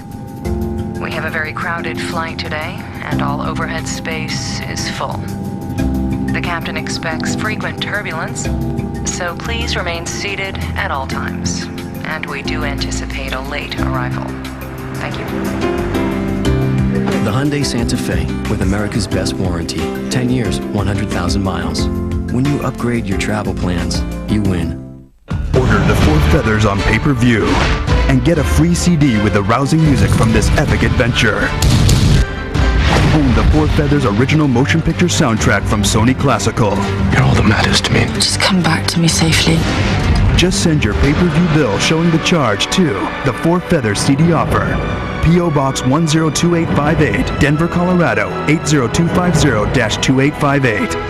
The Four Feathers, rated PG-13, playing on pay-per-view. The new season is here. Choose your weapons with MLB Extra Innings from DirecTV, American or National League, High Heat or Frozen Rope, Gold Glove or... With up to 35 out-of-market games a week throughout the regular season, you choose the matchups, the players, the games you want to watch. From A-Rod to Zito, we've got Major League Baseball covered. MLB Extra Innings from DirecTV. Order now and get the regular season for only $159. Call 1-800-GET-SPORTS. Boston by 13 with 2:09 remaining in the third quarter. 70-57 Celtics on top here in Game 3. Talk about the unselfish play of the Boston Celtics. Distribute the basketball, get behind the three-point line to spread the defense out. Then when you penetrate, look to kick out. Notice how the perimeter people hold their spots. Walt McCarty with the three-pointer. And then the next time, Walker again coming up. No, he's not going to shoot. He's going to find McCarty. No three this time, just a dunk for 2. And we promise at some point the Czar will break out that telescope. They've been asking for it all around us. For begging. First row behind us, been chanting from the beginning. We'll give it to him. We're just waiting for the right time. And in fact, as McCarty comes down with it, I even saw, and I am not lying here, a fan at halftime came up and asked for your autograph on a Czar baseball cap. That was one of the rare collection ones that he had, the two-tone ones from a few years ago. With the purple brim there. Matched his shirt. Mercer with a board.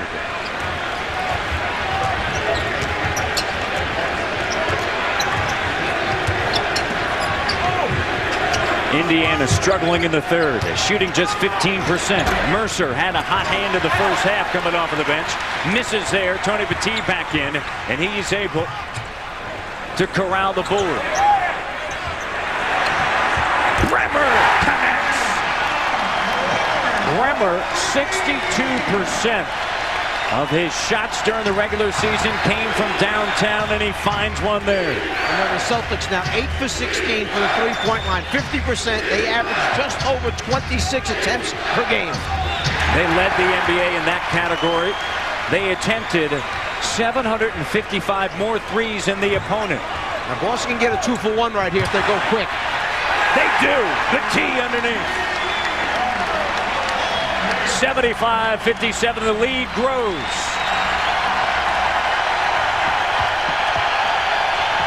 Hardaway. Artest working on McCarty. Slips through with the left hand. And McCarty commits the foul.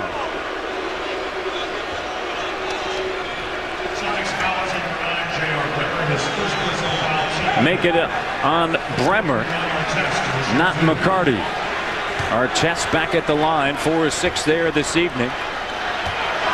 Tying Jermaine O'Neal for a team best 16 points. Now with 17. Log on to NBA.com for all the latest playoff scores and inside information on all your favorite postseason teams. NBA.com. That looked like a pretty good move at this point. Head coach Jim O'Brien made the change in the starting lineup. He put Walter McCarty in as a starter. He has 12 points right now. Eric Williams coming off the bench this game. He has 12 points right now. So O'Brien makes the move, takes the gamble. Up to this point, it's paid off. And the Celtics on a 10-1 run over the last 3 minutes. Bremer finds McCarty for 3. Too much juice on it. He was feeling it from the crowd. Hardaway. And it pops out as the third quarter comes to a close here at the Fleet Center. Game 3. Celtics with the lead on a 10-1 run.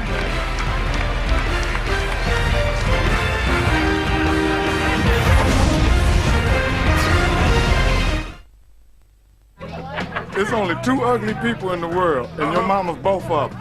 You know, your mama's so fat, she stepped on the dollar and made change. I heard your mama's so ugly, she robbed the bank with no gun, just stuck her head over the counter and said, "Put that money in that bag." Stick 'em up! Stick 'em up! Timing was a little off. Oh, timing was a little off. Timing is way off. You're not funny. Tell it over a great tasting, less filling Miller Lite. It's Miller time. Up top!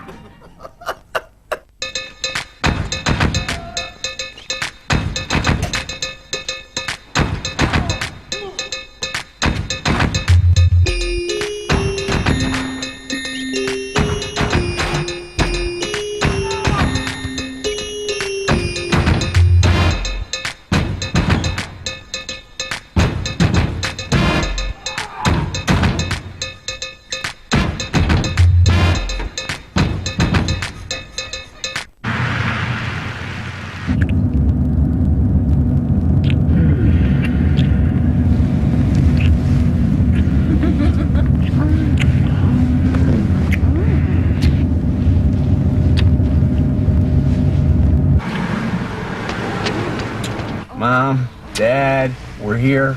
Oh, great. Oh! The Hyundai Sonata with America's best warranty. Boy, am I hungry. When life keeps getting better, you win.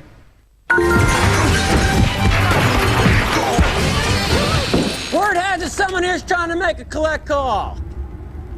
Calm down, people. All you gotta do is dial down the center with 1-800-CALLATT. It's free for you, cheap for them.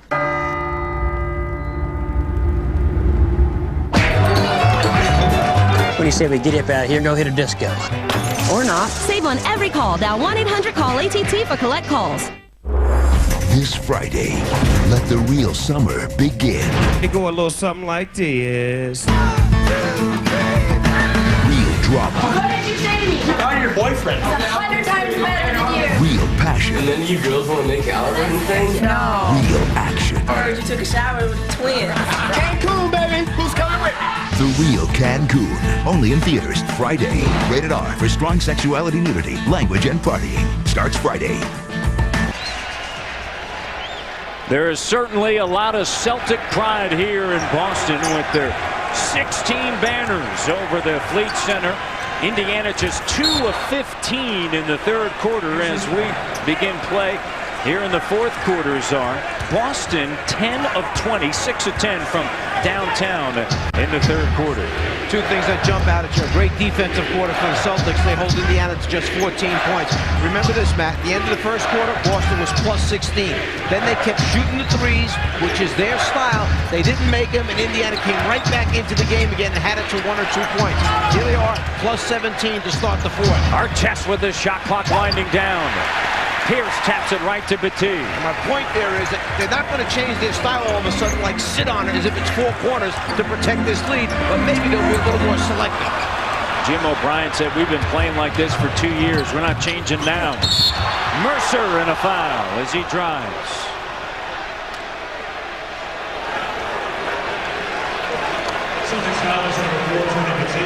Here's tonight's Jeep game summary. 75-58 in the fourth quarter. Indiana shooting just 31%. And you see the difference from downtown. Offensive rebounding 13 for the Indiana Pacers, and the assists. And the Indiana Pacers had led in that category.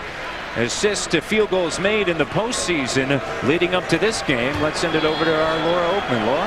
Well, guys, 5 Celtics in double figures right now, and amazingly, not one of them named Paul Pierce. The Celtics' goal for Game 3, spread the ball around. Antoine Walker telling me we have got to get the supporting cast involved if we want to be successful. I think they're sharing the wealth tonight, that's for sure. Thank you, Laura. The bench for the Celtics outscoring the Indiana Pacers. Celtics with 19 bench points. And a foul on Tim Hardaway, his second. Indiana with 16. It's a 15-point advantage. Remember, a 16-point advantage was shaved in the second quarter, and the Indiana Pacers claimed a 1-point advantage. That changed twice or two, and Jeff Foster replaced by Reggie Miller. Pierce leads the NBA and led the NBA during the regular season. Free throws made and attempted. He averaged 7.6 points a game from right there at the line.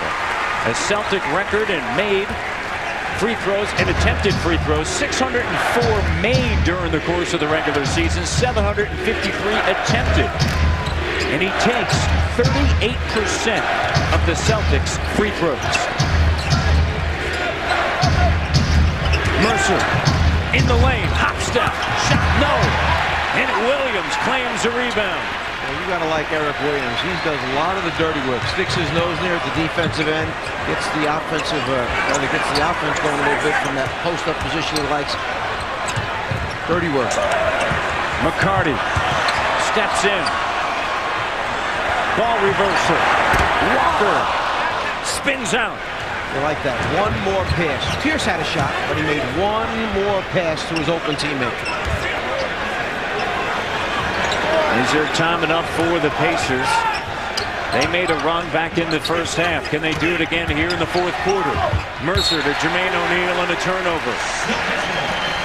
The 13th turnover by Indiana. Mercer was so concerned about committing an offensive foul that he paid more attention to the defensive players stepping up than he did to making the correct pass. And Jermaine O'Neal has been silent for a while. He has been stuck on 16. He has 16 points and 14 rebounds. He scored just 2 points in the fourth quarter. Oh, Pierce cranking it up. In game number 1 did Jermaine O'Neal. And he wants to hear it from the crowd on their feet at the Fleet Center. A 20-point lead, their largest. O'Neal hasn't scored in the second half. And a foul on the floor. Well, Pierce just starting to get in a groove because he's had some consistent minutes now. He had to sit down in the first half early on because he picked up the quick fouls. But now being able to play some steady minutes, he feels it. He wants to hear it from the crowd as he goes back down the floor. Pierce with 12 points, 4 for 6 from the floor.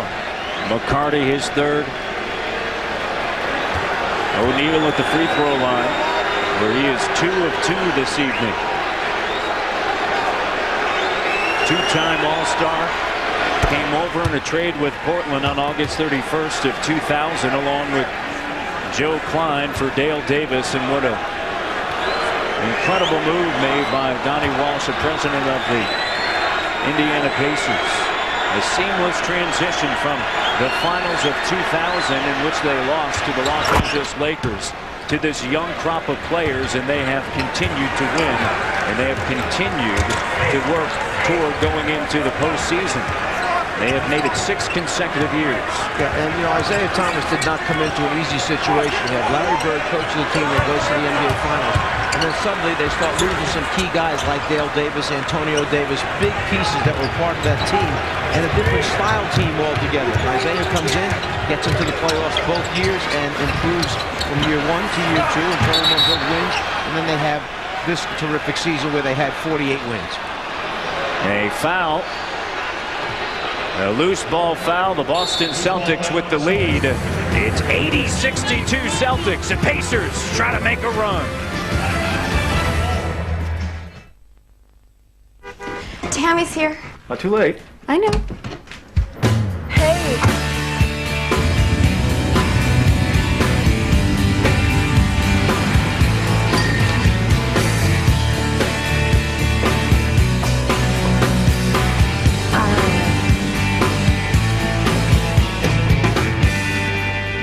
Find everything you need? Yeah. Just checking.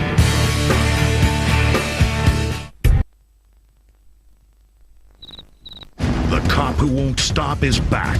You're the great Sam Gerard. Yes, I am. And you always have to win. Yes, I do. Tommy Lee Jones, Wesley Snipes, U.S. Marshal. Tomorrow at 9 on TNT. How much money do you owe today? 4,000? 6,000? Over 10? Credit card bills? Personal loans? How long has it been? Feel any better than last month? The month before? The plain and simple is life adds up. The answer is you don't have to just deal with it. You can do something about it now, today, which could make every day better and bring you closer to becoming debt-free. Call or visit for Care One Credit Counseling right now. It won't cost you a penny. There are no upfront fees. It's a non-profit service. Our guarantee is that we will treat every person with honesty, understanding, and respect. Humility, humanity, and caring. If you allow us to help, and you do your part, you will lower your monthly bills. You'll feel better right away, and you'll be on your way to becoming debt-free. You can do it. Care One will help. Don't put it off any longer. Don't wait until it hurts. Raise your hand up, say no more, and make the call or visit online today. Care One for you.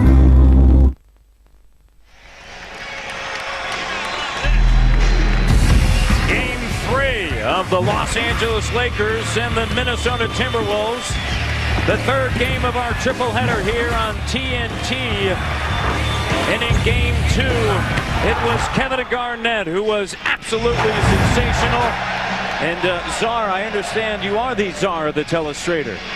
You tell me, Matt, whether it's this guy or whether it's this guy, if you keep your eyes open late tonight, you'll be able to watch on TNT in our third game tonight, and you tell me who's the MVP candidate between the two of them. They've been calling for that right behind you all night long, and a superb job there. Now I have to tell them that was a pair of glasses. They probably didn't understand.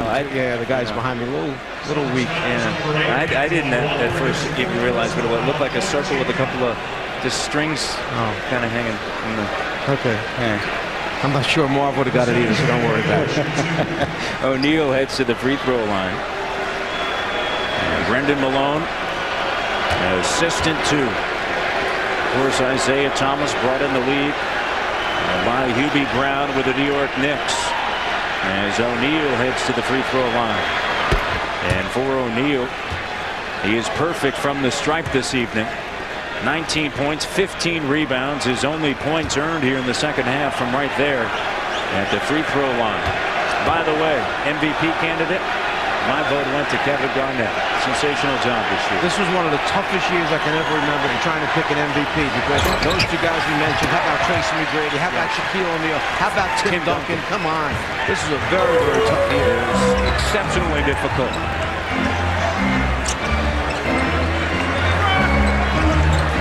Walker has Pierce flashes through. Gets it underneath on the block. Stripped away by Artest. Last touch by Boston. Talking about Artest, the Defensive Player of the Year was announced yesterday. Ben Wallace winning it again, and Ron Artest a little upset about that. He kind of felt that he should have been the choice. A sensational defensive player on the perimeter. Loses the grip. Walker speeding ahead. Mercer gets back right to the hole. Pops out. Miller gives it back to Artest. Indiana has missed their last 11. It's 80-63. Is it Miller time? Walker comes out. The other Miller, Brad on the inside, leaning in. And a foul. And Brad Miller heads to the line. Well, I think Isaiah Thomas has Reggie Miller on the floor for one purpose. He wants to get him going, whether it's to help get him back into this game if there's enough time remaining, 7:40, or just to get Reggie off the 0 for 5 mark that he has right now from the floor. He needs Reggie Miller to be a contributor here if Indiana is going to get themselves righted at the offensive end of the floor. So Isaiah puts him back in the game. He's got 23 minutes of the game thus far, has not hit a field goal. You see the numbers there, of course, in game number 1 of the fourth quarter, played just 2 minutes of the fourth quarter, did not score in the fourth. Had 18 points in game number 2. And he hit a huge bucket late when he was 0-6 from three-point range to stretch the lead. 86-74 in the fourth quarter of game 2 of Conseco at the 3:04 mark. Walker from way downtown. A rare miss for Walker and the Celtics from 3. Shot once again doesn't fall. That's 12 consecutive missed now by the Pacers.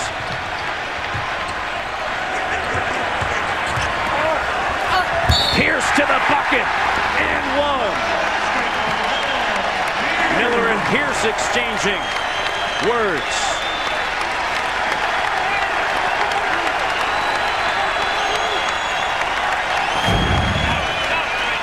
Remember, if he gets a seam, he's so good with that first step at getting past the defender. Pierce looks down for a second to see who it is that stepped underneath him. I think he's more excited about making the basket than he was about trying to be demonstrative towards Brad Miller. Another double-double in this series for Paul Pierce. Had a double-double in game 1, just missed out on one in game 2 with 14 and 9.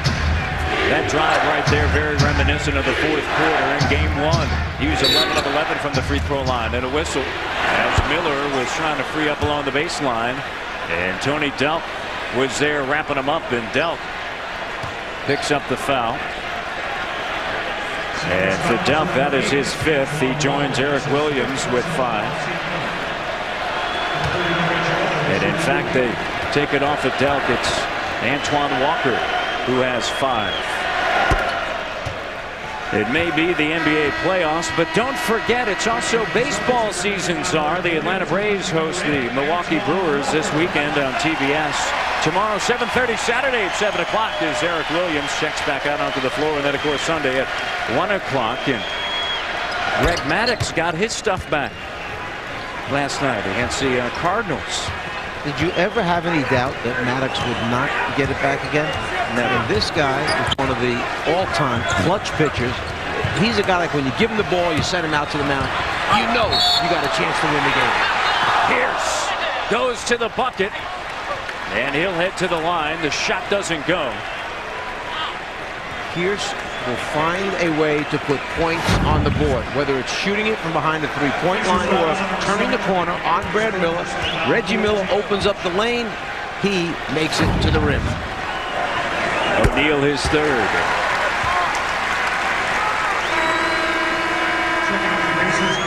Jamal Tinsley checking back in for Indiana. Replacing Miller, so a smaller lineup. Tinsley, Miller, Mercer, Artest, and Jermaine O'Neal. O'Neal with a board. 16 rebounds tonight for Jermaine. This is the bomb squad out here now. Remember, Tinsley 7 for 10 from the three-point line after the first 2 games.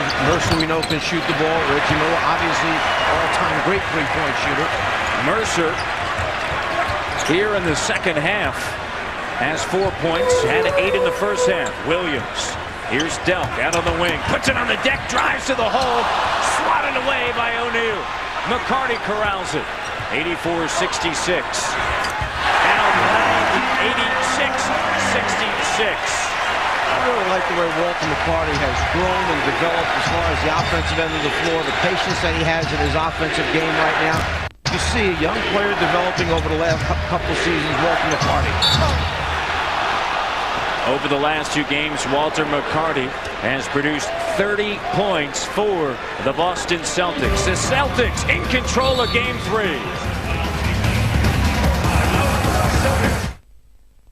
Playoff basketball, it's different than the regular season.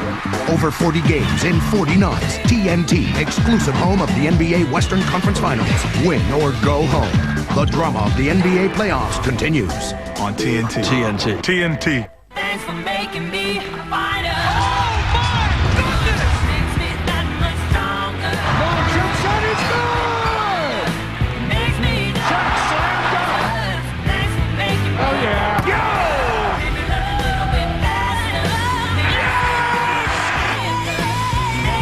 Three is in. Oh, rejected and fouled. What a game! To my oldest son, I leave the chateau on the French Riviera. To my only daughter, the Manhattan penthouse. To my youngest son, I bequeath 150 acres of uninhabitable swampland. Terrible. Yes! With its amazing four-wheel drive capabilities, Jeep Grand Cherokee can make even the most unappealing terrain a lot more desirable.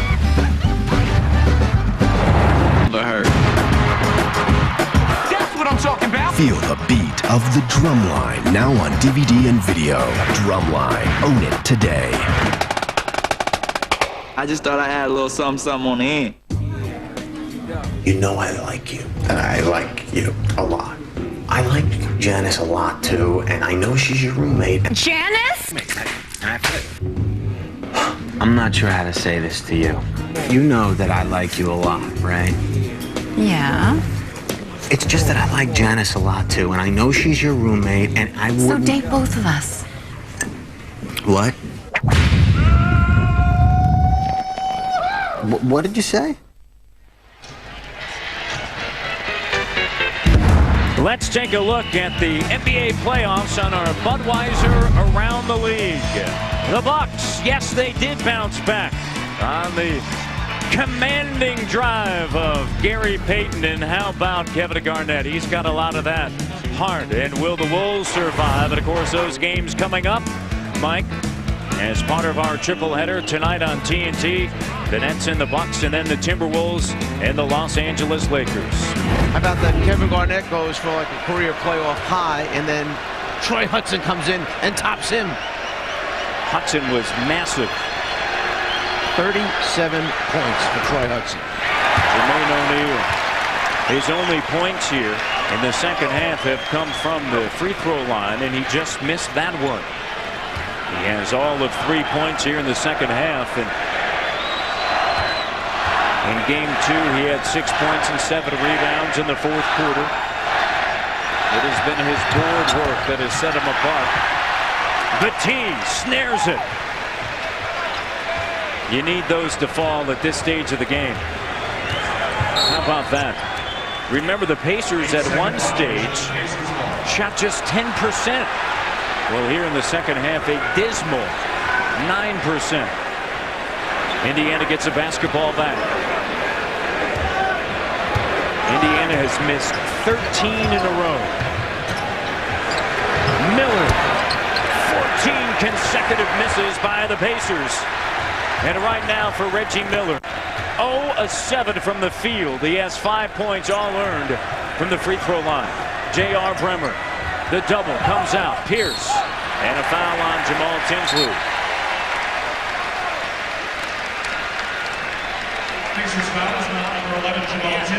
Now check this one out. Reggie Miller never had a playoff game without a field goal. That is incredible when you think about that. 0 for 7 tonight.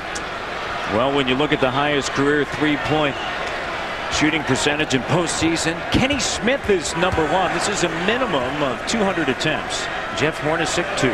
Derek Fisher with the Lakers 3. Reggie Miller better than 40% from three-point range, and then the largest increase in career points per game playoffs versus regular season. Reggie Miller, regular season 18.9, playoffs 23.4, and the fewest points that he has ever averaged in the postseason, 19.9. Yeah, well, right now with him sitting down and just over 5 minutes remaining in the game, this could be the end of his streak because he's gone 117 games in the playoffs making a field goal. He does not have one yet tonight. Pierce battling, and he slips, and so Indiana has possession of the basketball, but the crowd acknowledging the hustle with that massive lead.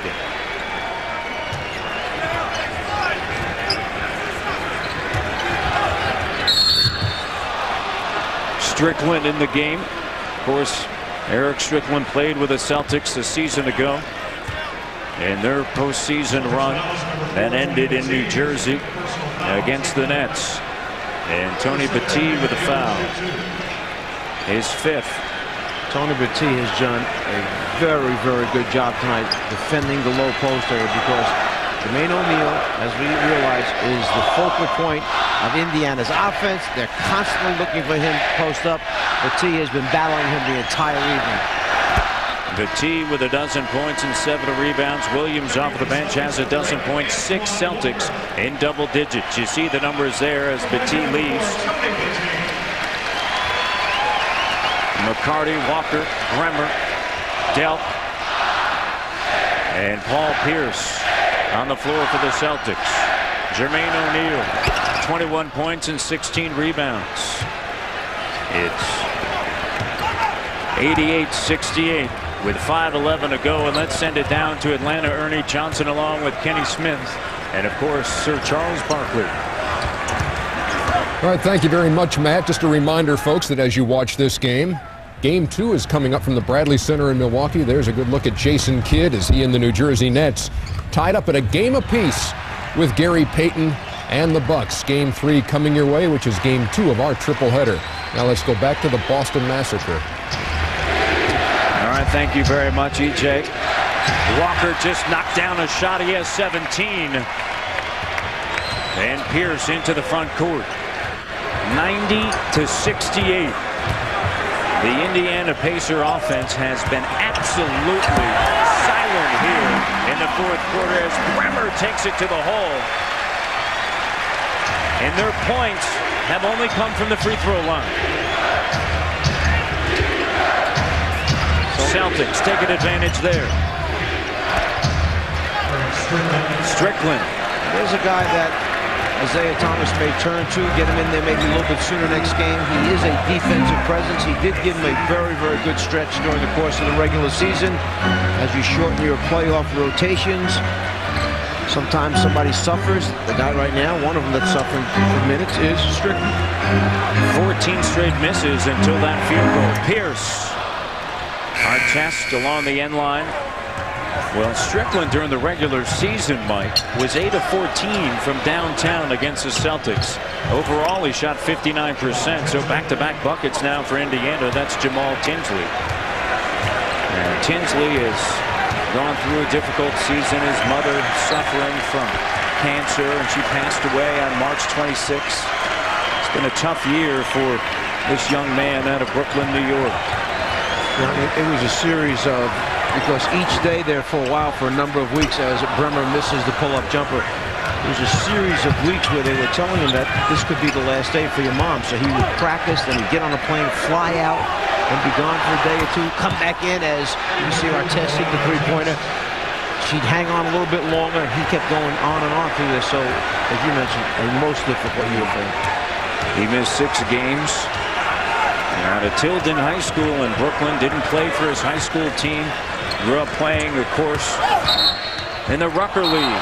Up in Harlem now, Pierce getting involved with Artest, and Artest just picked up a technical, and Artest walks over towards Steve Javy, but Strickland stands right in his way as a barrier, and Artest just got to run. Artest is leaving. And in speaking to Isaiah Thomas, he said he'd be very surprised if Ron Artest ever got involved in an altercation. He realizes how important he is now to his team, but with his team down 92-75 and 2:40 remaining in the fourth quarter, Ron Artest picks up the foul, and he is out.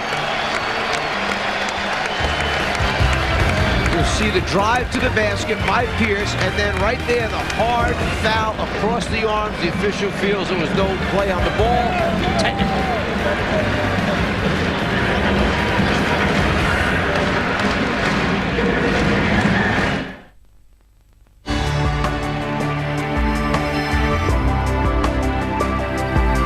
From now on, long-distance, local, and high-speed internet will be together. Voice and data networks for companies large and small will be together. The innovations of one of the world's largest internet providers and the simplicity of one global network will be together. Together, under one name. MCI. When you gotta have sports, DirecTV puts you on track, on court, on field, and on top of all the best action with Sports Pack.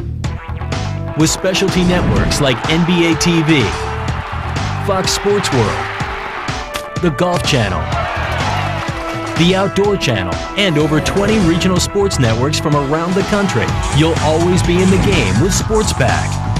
Visit DirecTV.com or call 1-800-DirecTV and order today. Get ready to experience the big movies on Stars. You'll see movies, new hit movies, movies that play on Stars before any other premium channel. Whoa! Call now and ask for Stars. It's just one of 12 distinct channels in the Stars Super Pack. All 12 channels for $12 or less a month. Call 1-800-DirecTV or go to DirecTV.com.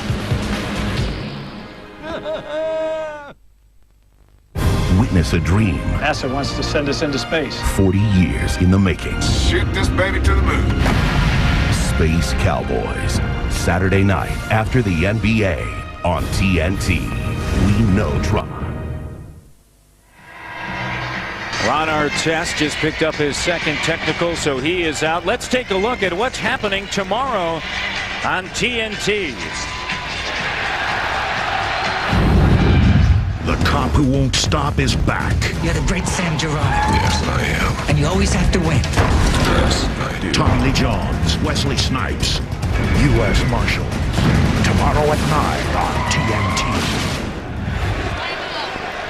That is U.S. Marshals tomorrow night, 9 o'clock on TNT. So the second technical picked up by Artest. Yeah, the first one came way back on the Blount ejection. There was an elbow thrown by Artest. That's when he was hit with the first one. That was the second one, which knocks him out of the game. Pierce with 21 points, leading the way now for the Boston Celtics. Remember, he left early in the first quarter, first 3 minutes of action because of 2 personal fouls. He's getting to the free throw line, and that's where he's picking up his points, 10 of 11, but nothing new there. 5 of 8 from the floor and a foul on the floor.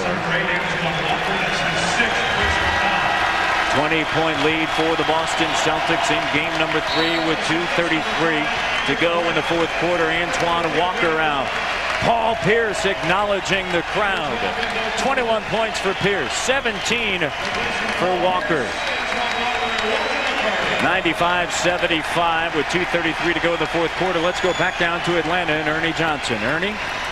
All right, thank you very much, Matt. They are getting very close at the Bradley Center as the pregame intros are about to happen. The Milwaukee Bucks playing the New Jersey Nets in Game 3. And, of course, we'll be taking you there after the Celtics and the Pacers. And that shouldn't be long from now. Back to Matt and the Czar. Thank you very much, EJ. Matt Nazar. You know, Matt, I've never really expressed to you how great a job I think Ernie does in the studio. Emmy Award winner. Well, he's a special guy. He really is. And you get a hold of a talent like that, you sign him to a long-term contract. You just don't find many people that have his talent and ability and personality. And his skills. And his patience with Kenny and Charles. Well, that's probably the key point right there. 95-78 Bender. Pierce had 3 points in the first half, 18 earned in the second half. Superb job of putting it on the floor and going to the hole. Under 2 minutes remaining in game 3. Bremer tied up, spins by Harrington. Dedrick Brown in his second year. And Brown misses. Matt, I have a little surprise for you. That man right there, Antoine Walker, is our Gatorade peak performer for this game. 17 points, 8 rebounds, 5 assists. Unselfish play by Antoine Walker. He said at the top of the show that it's not just about Pierce, it's not just about him, it's about everybody, and all you need to do is look at McCarty, 14 points. Petit 12, Delp 10, and off of the bench, Eric Williams with a dozen. Bimbo Coles, the veteran, who began the year with the Cavaliers, finds Bremer. It's a 2. This is a huge game for Bremer and for Jim O'Brien out of Bremer, because now the rookie gaining some confidence that he too can play. As we see Tinsley hit the 3, he too can play and contribute in playoff time. Tinsley rips the cords on his first 3 made of this game. Came in 7 of 10. Under a minute remaining. Bender out of Picayune, Mississippi, denies. I feel bad for Bimbo Coles. He's sitting on the bench the whole game. He comes in, they start trapping him. He's fighting just to get control of the ball. Finally, he picks it up. He sees a clear path to the basket, and it gets rejected. The Pacers will head back to Indianapolis after this game, and of course, game 4 coming up on Sunday. Reggie Miller, 0-7, 5-5 from the free throw line. Mike, what do you look at now with the Pacers coming back here on Sunday at the Fleet Center? They have struggled here immensely. The last time that they won a playoff game here, the only time, was back in 1991. Well, I'm sure Isaiah Thomas, when they go back and break down the film with the staff, is going to look and see how many shots were wide open shots, were potential layups that were not made. But they'll tinker with a few things. Maybe instead of going inside the beginning of the game, maybe you try and get a guy like Reggie Miller off. With the shot and the foul. Delp heads to the stripe. It's 100-81. The Boston Celtics, when they score 100 or more, are 17-2. That was during the regular season. That was the 3rd best record when reaching the century mark. Detroit 18-0. San Antonio 28-1. And then the Celtics.